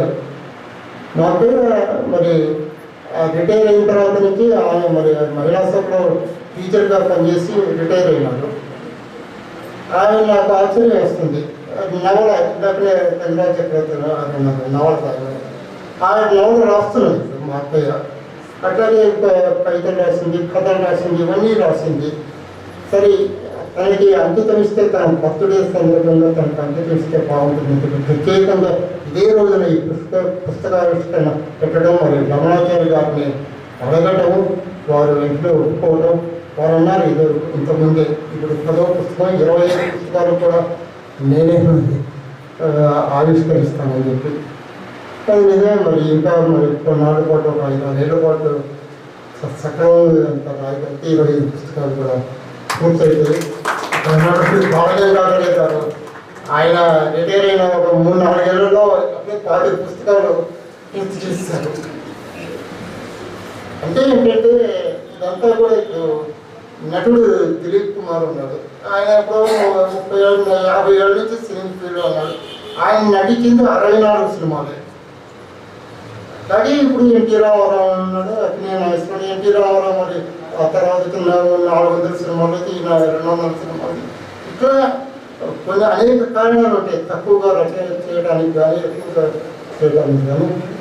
వారు చెప్పినట్టుగా నేను ముందుకు పోతూ మొట్టమొదట 2-3 పుస్తకాలకు మటుకు వారు తిరుపతిలో ఉంటాం వల్ల వారు ఆవిష్కరించుకున్నారు. తర్వాత వరుసగా పుస్తకాలు కూడా రమణాచార్య గారు ఆవిష్కరిస్తున్నారు. ఇంకో విషయం ఏంటంటే నా మొట్టమొదటి పుస్తకం ఇదే వేదిక మీద జీవీఆర్ ఆరాధన పుదిగొండ వెంకటరెడ్డి గారి ద్వారా అది పిచ్చుకు కూడా అనే పుస్తకం ఆవిష్కరించబడింది. ఈ 10 పుస్తకాలు కూడా జీవీఆర్ ఆరాధన పుదిగొండ వెంకటరెడ్డి గారి ద్వారానే ఆవిష్కరించడం నాగరెడ్డి వీరి ద్వారానే ఆవిష్కరించడం అనేది జరిగింది. వెనకాల ఉన్నటువంటి మా పత్రిక కూడా రాఘవారెడ్డి గారు కూడా ఈ పోటీలు పెట్టి ఎంతో సహకారాన్ని అందిస్తుంటారు. వీళ్ళందరికీ కూడా స్పందన అంటే ఇంకా ప్రత్యేకంగా స్పందనకు ఏముండదు. ఇప్పుడు అటెండ్ అయినటువంటి కవులు వీరందరికీ కూడా నేను ధన్యవాదాలు తెలియజేస్తూ సెలవు తీసుకుంటున్నాను. నమస్కారాలు అనే కంటే ఆశీర్వచనాలని చెప్తే బాగుంటుందేమో, అదే చెప్తాను. ఆశీర్వచనాలు ఒకటి, మా కుటుంబంలో నేనే పెద్ద అందరికంటే. మేము 7 మొదటి దాన్ని నేనే. అయితే మా అమ్మ ఎప్పుడూ అంటుండేది, మొదటి పిల్ల వెన్ను కలవ వల్ల మిగతా వాళ్ళందరూ వాళ్ళే పైకి వస్తారు అని. కనుక అది ఈరోజు నాకు సభా వేదిక మీద జ్ఞాపకం వచ్చింది. ఆమె చెప్పిన మాట ఈ వేదిక మీద నాకు జ్ఞాపకం వచ్చింది. నేను ఆంధ్ర మహిళా సభలో 33 సంవత్సరాలు టీచర్ వృత్తిగా చేసి రిటైర్ అయినాను. దుర్గాబాయమ్మ గారు, సుబ్రహ్మణ్య గారు వారి ఆదరణలు పొందాను. వారి వల్ల ఎంతో పైకి వచ్చిందని ఈ విశ్రాంతి సమయం ఏం చేయాలనుకున్నప్పుడు మా తమ్ముడు కనిపించాడు. మా తమ్ముడి వల్ల నేను ఏదో కవితలు రాయడం, అది ఇందిరా అని చెప్పి ఇవ్వడం, అది ఏదో దాంట్లో చేసుకోవడం అలా జరుగుతుంది. అట్లాగే ఏవో మా నాన్నగారి గురించి మా అమ్మని గురించి 2 పుస్తకాలు, మా ఒక నవల ఇప్పుడు వస్తుంది. అట్లా రాసుకుంటూ ఉంటే వాళ్ళ సహకారమే మా తమ్ముడు మరదల సహకారం. మా మరదలు కూడా నేను తను దాదాపు 10 ఏళ్ళ పైనే నా పిల్లలతోటి వాళ్ళ పిల్లలతోటి ఒక చోట ఉన్నా కానీ ఏ రకమైనటువంటి మనస్పర్ధలు లేదు, ఏ రకమైన ఇది లేదు. అక్క చెల్లెలలాగా కలిసిపోయాం. తను నన్ను చాలా ఎక్కువగా వదిలిగారు అంటూ చాలా ఎక్కువగా గౌరవిస్తుంది. నాకు కావాల్సింది కూడా ఇంటికి పెద్దదాన్ని అవడం వల్ల 6 వారి రంగంలో చక్కగా ఉండాలి అనేదే నేను కోరుకుంటుంటాను. ఇప్పుడు అదే పద్ధతిగా ఉన్నారు. 6 కూడా ఏ రకమైనటువంటి ఇబ్బందులు, ప్రభుత్వ పెన్షన్లు పొందుతున్న వాళ్ళు ఎక్కువ. నాకు పెన్షన్ ఉంది. ఆ పెన్షన్లు దానివల్ల ఏమవుతుంది ఇంకోటి కూడా నేను చెప్తాను. మా సామాన్యంగా ఉద్యోగం చేసేటప్పుడు సంపాదిస్తాం, ఆ సంపాదన మనకు లెక్కలేదు.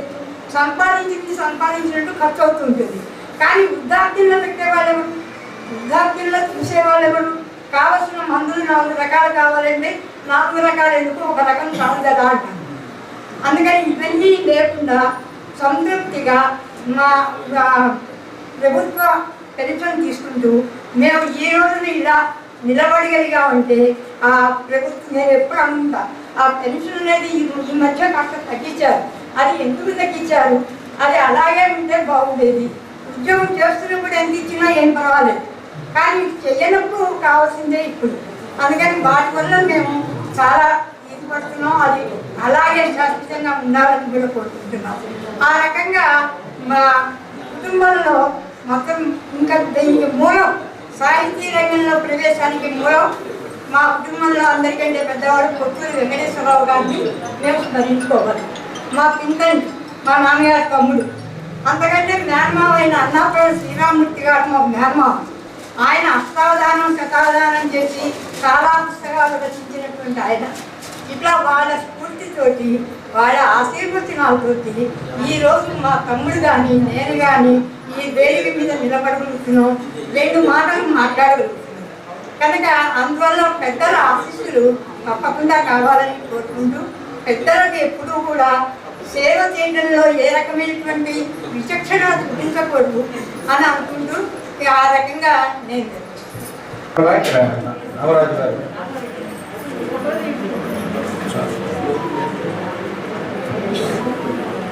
తదుపరి ఎంపీ రఘువీర్ ప్రతాప్ గారు వేదికకు అందుబాటులో ఉండాలి.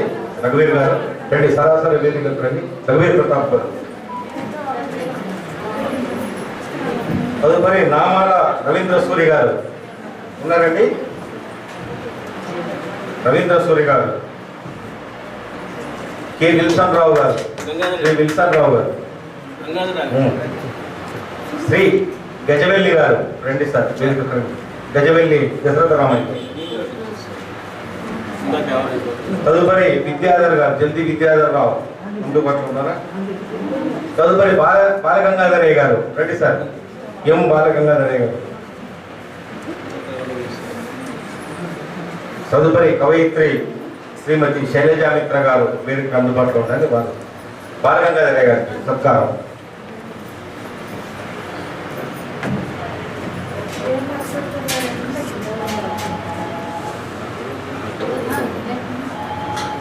శిష్లా మాధవి గారు ఉన్నారండి. శ్రీమతి టివి శిరీష గారు వేదికకు అందుబాటులో ఉండాలి. రావండి. ఇప్పుడు శైలజా మిత్ర గారికి సత్కారం ముఖ్య అతిథిగా చెప్తున్నారు. శ్రీమతి టివి శిరీష గారు రండి. శిరీష గారి తర్వాత నందిమల్ల మాధవి శ్రీనివాస్ గారు. మాధవి గారు రండి. నందిమల్ల మాధవి శ్రీమతి నందిమల్ల మాధవి శ్రీనివాస్ తదుపరి ఎం అరుణకుమారి గారు అందుబాటులో ఉండండి.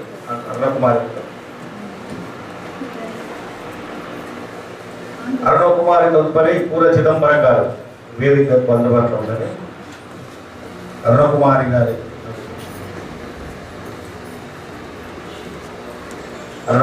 చిదంబరం గారు, పూర చిదంబరం గారు రండి సార్.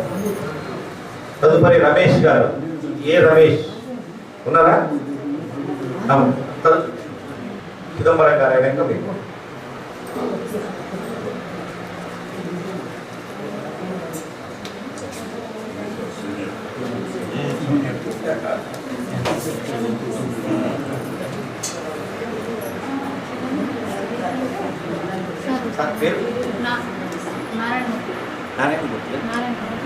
తదుపరి నారాయణమూర్తి రండి సార్. వెల్కమ్. మీరు తర్వాత తీస్తారు. మూర్తి గారు రండి. మూర్తి గారు తదుపరి రమేష్ గారు. రమేష్ గారు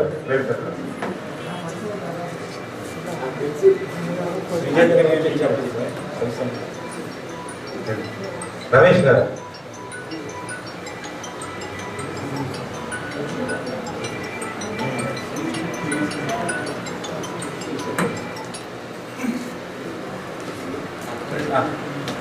తదుపరి టీవీ శిరీష గారు, సాహితీ కిరణం మాసపత్రికకు శిరీష గారు. శిరీష గారు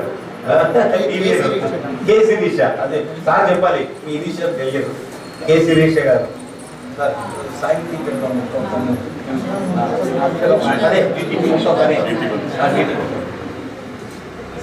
అలాగే Bhaskar, cover design by Bhaskar. అక్షరం అమృతం పుస్తకానికి cover design Bhaskar sir.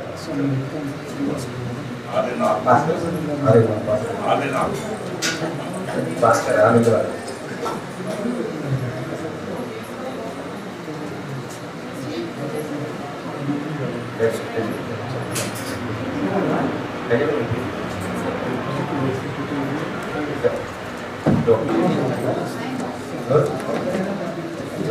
Malladi Ramana గారు వేదికకు రావాలండి.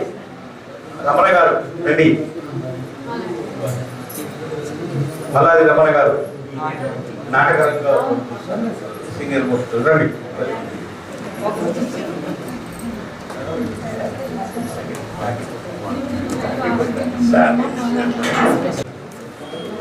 సుతారపు రండి. తిరుమల స్వామి గారు కూడా వేదిక అందుబాటులో ఉన్నారు. తిరుమల స్వామి గారు ఇక్కడికి రండి.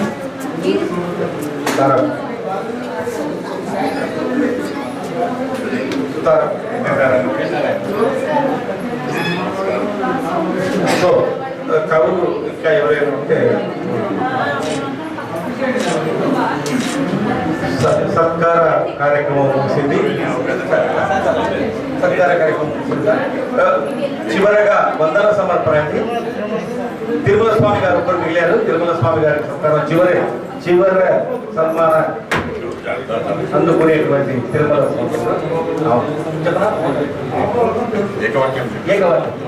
ఈనాటి ఈ సభకు రామకృష్ణ గారు, సుబ్బారావు గారు ఇంకా మిస్ అయినట్టుంది. రామకృష్ణ గారు ఎక్కడ రండి సార్. రామకృష్ణ గారు తెలుసు రామకృష్ణ గారు మాస్క్